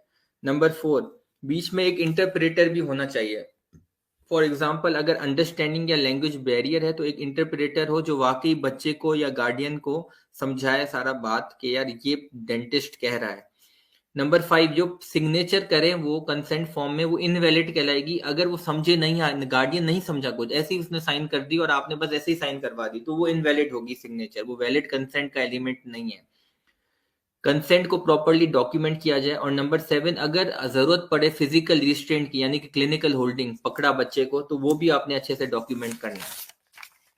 इसके अलावा कौन कंसेंट दे सकता है बच्चे का, डिपेंड करता है नंबर 1 बच्चे की एज पर, नंबर 2 बच्चे की लेवल ऑफ अंडरस्टैंडिंग पर, number 3 who else with an interest in child is available, जो बच्चे के साथ उस वक्त अवेलेबल हो बच्चे के फेवर में, कौन है वो, पेरेंट्स है, नाना नानी है। याद रखें सबसे ज्यादा हक पेरेंट्स का होता है, बाकियों का नहीं होता। अगर बाकी कह रहे हैं, पेरेंट्स नहीं है, बाकी है नाना दादी कुछ कह रहे हैं कि ये काम करो, और अगर वो काम जरूरी नहीं है तो आपको नहीं करना, उनकी कंसेंट काउंट नहीं होगी। हाँ, अगर इमरजेंसी है, वो ना करने से बच्चों को कोई नुकसान होगा तो कर लो, अलग बात है। लेकिन अगर कोई ऐसी इमरजेंसी नहीं है, वो कह रहे पिट एंड फिशर सीलेंट लगाओ, तो वो कंसेंट नहीं काउंट होगा नाना नानी का, पेरेंट्स का या जो लीगल गार्डियंस है उनके, उनका काउंट होगा। और लीगल गार्डियन में भी देखा जाएगा कि दोनों का कंसेंट होना चाहिए। अगर नॉर्मल ट्रीटमेंट है, सीलेंट है, तो दोनों का कंसेंट चाहिए, मदर का, फादर का। अगर सिर्फ मदर कह रही है फादर के लगाओ, तो आपको नहीं लगाना एज अ डेंटिस्ट, आप या तो समझाना है दोनों को। और अगर इमरजेंसी ट्रीटमेंट है, बच्चे को दर्द है और वाकई पल्पोटमी या पल्पेक्टोमी होनी है, तो उस फिर किसी एक की भी परमिशन काउंट हो जाएगी। अम्मा कह रही कि लगा लो, बाबा कह रहे नहीं, तो फिर अब अम्मा ने दे दी, एक ने दे दी, तो वो काम करना है, क्योंकि अब वो काम बच्चे के हक में ज्यादा जरूरी है। सीलेंट तो अयाश एक्स्ट्रा काम था, तो उसमें दोनों की चाहिए, जो इमरजेंसी है उसमें एक की भी चल जाएगी, या किसी दूर के रिलेटिव जो साथ आया उसकी भी चल जाएगी। नंबर चौथा है relevant legislation in the country, जो लेजिस्लेशन कंट्री में ये 4 चीजें होती हैं। अब एक और सवाल आप में आया था, रीजनरेटिव एंडोडोंटिक थेरापी, ये बेसिकली क्या होता है कि जब ओपन एपेक्स होती है, हम आपने पढ़ा होगा अपेक्सिफिकेशन। अब अपेक्सिफिकेशन आपको पता है आर्टिफिशियल बैरियर बनाओ ये वो, लेकिन दूसरा है रीजनरेटिव एंडोडोंटिक थेरापी। इसमें बेसिकली कॉन्सेप्ट क्या है कि पल्प को वापस से रीग्रो किया जाए। कैसे, 2 विजिट होती हैं। विजिट नंबर 1 में क्या करोगे आप, सबसे पहले पल्पेक्टोमी करोगे, यानी कि पल्प बार ब्रोचेस से पल्प निकाल दोगे, और एनेस्थेसिया एलए लगा के, रबर डैम लगा के पल्प निकाल दिया। मिनिमल फाइलिंग करनी है, बस 15-20 नंबर, कोई मास्टर फाइल इस्तेमाल नहीं करनी, कोई स्टेप पैक कुछ भी नहीं, मिनिमल फाइलिंग करनी है, क्योंकि उसका दांत की थिकनेस बहुत छोटी होती है, क्योंकि अभी छोटा दांत है, इमैच्योर रूट है तो ज्यादा फाइलिंग नहीं कर सकते। इरिगेशन में सोडियम हाइपोक्लोराइड की कंसंट्रेशन 1.5% होनी चाहिए, बिल्कुल मिनिमल कंसंट्रेशन, क्योंकि जाहिर सी बात है ओपन एपेक्स से ज्यादा नुकसान हो सकता है, और उसको नीडल को 2 मिलीमीटर शॉर्ट रखना है, फाइल्स को 2 मिलीमीटर शॉर्ट रखना है, क्योंकि ओपन एपेक्स है, से लाइन यूज करना है। फिर इंट्राकेनाल मेडिकेशन में डबल एंटीबायोटिक बेस इस्तेमाल करनी है। पहले ट्रिपल होता था, लेकिन अब जो मिनोसाइक्लिन है वो डिस्कलरेशन करवाती है, तो डबल के अंदर आते हैं 100 मिलीग्राम मेट्रोनिडाजोल, 100 मिलीग्राम सिप्रोफ्लॉक्सासिन, ये वल्बेरी में लिखा हुआ है। पीओपी में ट्रिपल लिखा हुआ है, उसमें मिनोसाइक्लिन भी आती है, लेकिन मिनोसाइक्लिन क्योंकि डिस्कलरेशन करती है, तो वल्बेरी में सिर्फ 2 नाम लिखे हुए हैं। अल्टरनेटिवली आप कैल्शियम हाइड्रोक्साइड भी लगा सकते हो। 2 हफ्ते के बाद, आप 3 हफ्ते के बाद दूसरी विजिट पेशेंट को बुलाओगे। इसमें एलए लगाते हो, एलए में वेजो कंस्ट्रक्शन यूज नहीं करना, प्लेन एलए लगानी, क्योंकि यहाँ पे आप ब्लीडिंग इंड्यूस करोगे। फिर आप 15 नंबर 25 नंबर फाइल के फाइल को जानबूझ के एपेक्स से बाहर ले जाओगे, पूरी कैनाल में ब्लीडिंग आ जाएगी, वेट करोगे, ब्लीडिंग जमा होने दोगे। फिर आप क्या करोगे, कॉटन पैलेट डालोगे, मिडिल थर्ड तक, ताकि ब्लीडिंग स्टॉप हो जाए, क्लॉट बन जाए। फिर कैनाल के अपाइकल थर्ड के अंदर पूरा क्लॉट बन जाता है। क्लॉट से क्या फायदा, जैसे ही ब्लीडिंग कैनाल में अंदर आती है अपने साथ स्टेम सेल्स भी लाती है, अपने साथ ग्रोथ फैक्टर्स भी लाती है। इस विजिट के अंदर आप जो इरिगेशन पहले, अब तो नहीं करोगे, वो पहले इरिगेशन करनी थी, क्योंकि एसीएम निकालने के लिए आप ईडीटीए से करते हो 17%।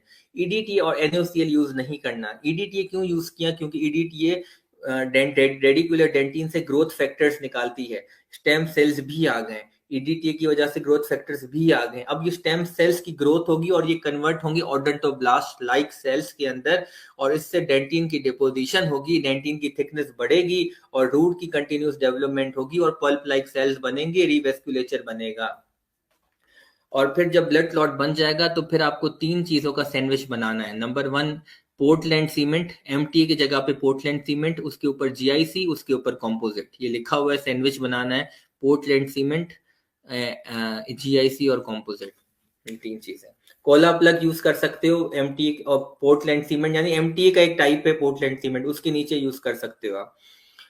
एडवांटेजेस क्या है, ये सवाल आपसे टेस्ट में पूछा था। एडवांटेजेस ये, नंबर 1, साइन एंड सिम्टम्स खत्म हो जाएंगे। Number 2, repopulation of root canal with vital tissue, वापस से जो पल्प का वाइटल टिश्यू है डेवलप हो जाएगा, पल्प वाइटलिटी रेस्टोर हो जाएगी। नंबर 3, रूट डेवलपमेंट कंटिन्यू होगी, रूट कंप्लीट हो जाएगी, root maturity type. Number 4, hard tissue deposition होगी, डेंटिनल थिकनेस बढ़ेगी, इम्यून डिफेंस रिस्टोर्ड हो जाएगा। नंबर 5। नंबर 6, दांत की रिटेंशन रहेगी और पेरियोपाइकल हीलिंग हो जाएगी। Number 7, root canal system reinforce होगा और ज्यादा ताकतवर बनेगा, prevention from fracture in future, क्योंकि डेंटिनल थिकनेस बढ़ गई तो रीइंफोर्स हो जाएगा, स्ट्रॉन्गर हो जाएगा।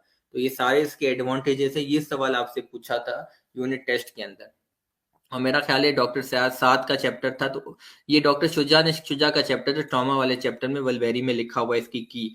और वो कंसेंट वाली जो की है वो चैप्टर 3 के अंदर है, हिस्ट्री एग्जामिनेशन वाला चैप्टर है, चैप्टर 3 या 2 है, तो वो उसकी की वहां से निकाली गई है। एक और सवाल आपके टेस्ट में आया था, सीरियल एक्सट्रैक्शन। ये तो बहुत कॉमन सवाल है, सीरियल एक्सट्रैक्शन। ये एक ऑर्थोडोंटिक प्रोसीजर है जिसमें डेलिबरेटली प्लांट दांतों की एक्सट्रैक्शन की जाती है, कुछ रेसिड्यूज दांतों की, कुछ परमानेंट दांतों की, एक सीक्वेंस के अंदर। अब वहां पे दूसरा सवाल का पार्ट था कि कौन कौन से सीक्वेंस यूज होते हैं। तो एक ड्यूअल मेथड है, ड्यूअल मेथड में क्या होता है, सबसे पहले डेसिड्यूस कैनाइन निकालोगे 8 से 9 साल की उम्र के अंदर। क्यों निकालते हो, क्योंकि परमानेंट इंसाइजर्स को स्पेस मिल जाए। कौन सा निकालोगे, डेसिड्यूस कैनाइन। अब क्या निकालोगे, डेसिड्यूस फर्स्ट मोलर निकालोगे। फर्स्ट मोलर क्यों निकालोगे, ताकि परमानेंट फर्स्ट प्री मोलर को स्पेस मिल जाए। 1 साल के बाद डेसिड्यूस फर्स्ट मोलर निकालोगे। अब परमानेंट फर्स्ट प्री मोलर को भी निकाल दोगे। वो क्यों निकालोगे, क्योंकि अब परमानेंट कैनाइन तो नहीं आया ना, उसको स्पेस मिल जाए, तो परमानेंट फर्स्ट मोलर का इतना काम नहीं होता, उसको निकालोगे।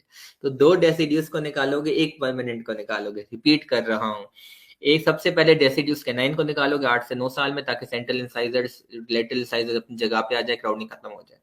परमानेंट, फिर स्टेप नंबर 2, 1 साल के बाद डेसिड्यूस फर्स्ट मोलर निकालोगे, क्योंकि परमानेंट फर्स्ट मोलर उसकी जगह पे आ जाएगा।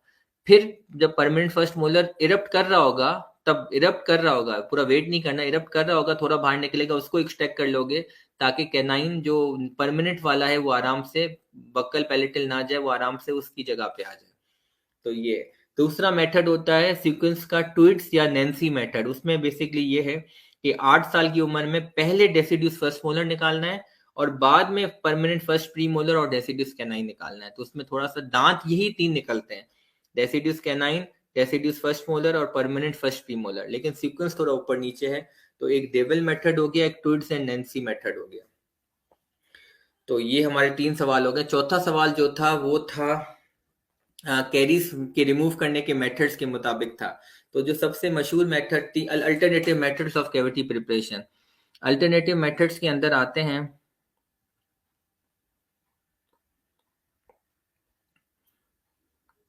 एयर एब्रेशन आता है। एक एयर एब्रेशन में क्या होता है कि बेसिकली एक डिवाइस अलग होती है जिसको आप प्रेस करो कि एयर निकलती है तेजी से। वो उसमें अल्मोनियम ऑक्साइड के पार्टिकल्स होते हैं, उसकी जो साइज होती है BCQ पॉइंट है 27 to 50 माइक्रोमीटर, और इतनी प्रेशर से निकलते हैं। कौन सा प्रेशर होता है, 30 to 160 PSI प्रेशर। ये भी याद करना जरूरी है, तभी बता रहा हूँ। अब वो जो सिरिंज, उस प्रेशर से क्या होता है, वो प्रेशर से वो दांत की कटाई होना शुरू हो जाती है। ये मैकेनिज्म है। और उसको जो टिप है, टिप का डायामीटर 0.38 होना चाहिए और उसका डिस्टेंस दांत से 2 मिलीमीटर दूर होना चाहिए। डिस्टेंस और टिप का डायामीटर बहुत इंपॉर्टेंट फैक्टर्स हैं, तो 0.38 और 2 मिलीमीटर डिस्टेंस होना चाहिए। बीसीक्यू के भी पॉइंट है। एडवांटेजेस और डिसएडवांटेजेस का चार्ट है टेबल 10.6 में, ये डॉक्टर साद ने जरूर अपने लेक्चर में कवर करवाया होगा क्योंकि ये इनका चैप्टर था। एडवांटेजेस है, एलए की जरूरत नहीं है, नो हैंड पीस इस्तेमाल नहीं होगा तो नई कोई वाइब्रेशन होगी, नई आवाज होगी, नहीं कोई प्रेशर होगा, और ना ही इनेमल या पोर्सिन के क्रेज या क्रैक होने का चांस होगा। ये सारे इसके एडवांटेजेस हैं। डिसएडवांटेज, सबसे बड़ा डिसएडवांटेज है डस्ट। डस्ट होती है तो कोई रेस्पिरेशन में जा सकती है। नंबर 2, सॉफ्ट टिश्यू लेसरेशन हो सकती है एयर की वजह से, और एयर एम्फाइसीमा हो सकता है, तो बड़ा ख्याल से इस्तेमाल करना पड़ेगा। और नंबर 3 ये है कि अमलगम रेस्टोरेशन को ये रिमूव नहीं कर सकती, तो और ये नहीं कर सकती। इसके अलावा डेंटिन कैरीज को भी रिमूव नहीं कर सकती। इसके अलावा वेरी सॉफ्ट कैरीज को भी रिमूव नहीं कर सकती। ये सिर्फ इनेमल को प्रिपेयर कर सकती है, डेंटिन को नहीं प्रिपेयर कर सकती। ये इसकी लिमिटेशन है। इसकी इंडिकेशन क्या है? स्टेन्स रिमूव कर सकती है, नंबर 1। नंबर 2, इंसिपिएंट कैरीज, क्योंकि पिट एंड फिशर क्योंकि इनेमल में है, वो रिमूव कर सकती है।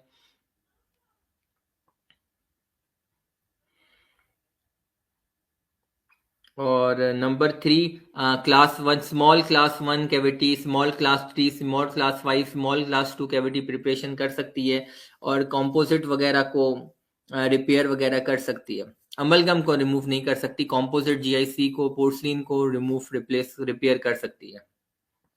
दूसरे नंबर पे जो टेक्निक है वो है केमिको मैकेनिकल। इसमें क्या होता है, केमिकल एजेंट पहले जेल लगाते हैं, उस जेल के अंदर 3 चीजें होती हैं। Number 1 papain, number 2 chloral amine, number 3 toluidine blue. Toluidine blue basically blue colour देने के लिए होता है, डाई करने के लिए। अब मेन जो उसमें प्रोडक्ट है वो है पेपेन। पेपेन बेसिकली क्या है, एंडोप्रोटीन है जो जिसके अंदर बैक्टीरियोसाइडल यानी बैक्टीरिया को मारता है, और एंटी इन्फ्लेमेटरी। इसके अलावा जो एक्सपोज डेंटिन है वहां पे हम डालेंगे। अब डेंटिन सॉफ्ट होता है क्योंकि उसका डीमिनरलाइजेशन हो चुकी है, सिर्फ कोलेजन है, तो ये क्या करता है, उस कोलेजन को भी कोलेप्स कर देगा, तो सॉफ्ट डेंटिन को सॉफ्टर बना देगा, और उसके अलावा फिर आप आराम से उसको मजे से एक्सकेवेट कर दोगे। तो ये क्या, ये इसका फायदा है कि इजी एक्सकेवेशन हो जाएगी। तो केमिको भी हो गया क्योंकि जेल इस्तेमाल हुई, और फिर एक्सकेवेटर से निकालोगे, मैकेनिकल हो गया। सिर्फ सॉफ्ट कैरीज को निकालना कभी मुश्किल होता है, तो ये सॉफ्ट कैरीज को सुपर सॉफ्ट कर देगा, और हमें डिफ्रेंशिएट कर पाएंगे और हार्ड और सॉफ्ट के अंदर, क्योंकि जो सॉफ्ट होगी वो सुपर सॉफ्ट हो जाएगी और हार्ड को हार्ड हार्ड ही रहेगी, तो आराम से। तो ये इसका सबसे बड़ा फायदा है, कंजर्वेशन, क्योंकि सिर्फ ये सॉफ्ट कैरीज को रिमूव करती है उसको सुपर सॉफ्ट बना के, ये इसका बड़ा एडवांटेजेस है। इसके अलावा सेम एडवांटेजेस हैं, no need of LA, no pain, no noise, no pressure, ये सारे सेम है क्योंकि हैंड पीस इस्तेमाल ही नहीं हो रहा। और सबसे मेन एडवांटेजेस है कि सबसे ज्यादा कंजर्वेटिव है। डिसएडवांटेजेस क्या है, टाइम बहुत ज्यादा लगता है, 2 गुना या 3 गुना, ट्वाइस या थ्राइस टाइम लगेगा। और इसके अलावा शुरू शुरू में थोड़ा बहुत हैंड पीस यूज करना पड़ेगा क्योंकि ये एनेमल में काम नहीं करती, ये डेंटिन में काम करेगी, तो ताकि जेल डालने के लिए थोड़ी सी स्पेस क्रिएट करनी पड़ेगी। इसके अलावा जो आखिरी चीज है वो है लेजर। लेजर के एडवांटेजेस क्या है कि स्मेयर फ्री, कोई स्मेयर लेयर नहीं बनती, क्लीन कैविटी बनाता है। नंबर 2, एलए की जरूरत नहीं पड़ेगी, वही सेम फायदे है, no LA, no pain, no noise, no pressure, no vibration, same same same same. इसके अलावा ये भी कंजर्वेटिव कैविटी बनाती है, और इम्पोर्ट नया जो इसका एडवांटेज है वो है क्लीन कैविटी बनाती है, no smear layer is form. Disadvantages क्या है, एचिंग बॉन्डिंग की अभी भी जरूरत पड़ती है, टेम्परेचर इसका बहुत हाई हो सकता है, पल्प डैमेज हो सकता है। नंबर 3, एक्सपेंसिव है। नंबर 4, ट्रेनिंग रिक्वायर्ड है, इसको अलग से सीखना पड़ेगा। अब लेजर का मैकेनिज्म ऑफ एक्शन क्या है कि जो दांत है वो लाइट रेजर की एब्जॉर्ब करता है और उसको हीट में कन्वर्ट करता है, और हीट में कन्वर्ट करने से दांत के अंदर डेंटिन कैविटी थर्मल चेंजेस होते हैं, जिसकी वजह से उसकी कॉम्पोजिशन चेंज हो जाती है, डीनेचुरेशन होगी, फिर वेपोराइजेशन होगी, फिर कार्बोनाइजेशन होगी, एंड फिर मेल्टिंग होगी, फॉलोड बाय रिक्रिस्टलाइजेशन होगी। ये 5 नाम में रट्टा मारना पड़ेगा, मुझे भी याद नहीं हो रहा था। तो ये मैकेनिज्म ऑफ एक्शन है, और ऑटोमेटिकली कैविटी बन जाएगी। तो ये पूरा चैप्टर थोड़ा डिटेल में डॉक्टर साहब ने अच्छे से पढ़ाया है, वो आप समझ सकते हो। तो ये हमारे टेस्ट के 4 सवाल भी हमने मैंने लेक्चर में बता दिए, जैसे मैंने वादा किया था। ये वल्बेरी का आखिरी चैप्टर हमारा कंप्लीट होता है, और समिट भी हमारा कंप्लीट हो गया। हमने सारे ऐसे कमिटमेंट की थी, समिट के सारे चैप्टर्स कवर करवाए हैं। चैप्टर 1 2 इंपॉर्टेंट नहीं है, उसको छोड़ दिए हैं, और एक इंस्ट्रूमेंट का चैप्टर छोड़ा है क्योंकि वो पीजीज को वैसे ही नहीं करना और फाइनल ईयर वालों वो डॉक्टर कादिर के स्लाइड से एज इट इज कर सकते हैं, तो वो स्लाइड्स ही उनके लिए काफी हैं, तो वो चैप्टर हमने स्किप किया। बाकी हमने पूरी समिट कवर करवाई है। एंटीयर सिरेमिक आखिरी चैप्टर था। वल्बेरी हमने कहा था सिर्फ इंपॉर्टेंट करवाएंगे, लेकिन हमने फिर भी उसके 10 लेक्चर्स वल्बेरी के लिए 8 चैप्टर्स करवाए और 2 अलग से हमने लेक्चर्स लिए मिक्स करके, तो टोटल 10 मेरा ख्याल है वल्बेरी के भी लेक्चर्स हो गए। और आर्ट एंड साइंस की अलग सीरीज है। पास्ट पेपर्स ने डॉक्टर सारंग ने पीजीज के लिए अलग से 4 सेशंस लिए, वो भी सेफ हैं। 3 साल के शॉर्ट एसेज और बीसीक्यूज जैसे कहा था वैसे कमिटमेंट हमने पूरी की है और बड़ी जबरदस्त जर्नी रही। इंशाल्लाह फाइनल ईयर वालों के लिए कभी बीच में जरूरत पड़ी तो एक प्रेप्स में अलग एक सेशन एक्स्ट्रा कर लेंगे, कोई उनके जहन में सवालात हो क्वेरी हो तो वो डिस्कस वगैरह इंशाल्लाह जरूर करेंगे। और ऑस्की का भी उनके लिए एक दिन सेशन होगा जब उनकी ऑस्की करीब होगी, तो कभी और ग्रुप को एक्टिव बनाए, कोई भी कभी सवाल हो तो आप पूछ सकते हैं मुझसे, पर्सनली भी पूछ सकते हैं। कभी लेट रिप्लाई करता हूँ लेकिन मैं रिप्लाई कोशिश करता हूँ कि जरूर करूँ, कभी भूल गया बिल्कुल अलग बात है, लेकिन मैं कुछ लोग क्या करते हैं 1 घंटे बाद क्वेश्चन मार्क, ऐसा मत किया करो। अगर आप देख रहे हो कि टीचर आपका ऑनलाइन है, जरूरी नहीं है कि वो बिल्कुल फारिग बैठा हो सकता है कुछ और काम भी कर रहा हो। यार आर्टिकल्स भी हम व्हाट्सएप पे ही पढ़ते हैं तो वो ऑनलाइन शो होता है, बहुत चीजें होती हैं। तो इंशाल्लाह जब फ्री होते हैं तो जरूर रिप्लाई करते हैं, कभी भी हम इग्नोर नहीं करते हैं। यार ऐसे नहीं होता कि यार कौन रिप्लाई करे, नहीं, मैं खुशी होती है कि कोई स्टूडेंट आके मुझसे सवाल पूछे और मुझे खुशी से इंशाल्लाह उसको जवाब देता हूँ। तो ऑल द बेस्ट और अल्लाह आप सबको खुश रखे और आप सबको कॉजलेस हैप्पीनेस दे। आमीन। अस्सलाम वालेकुम।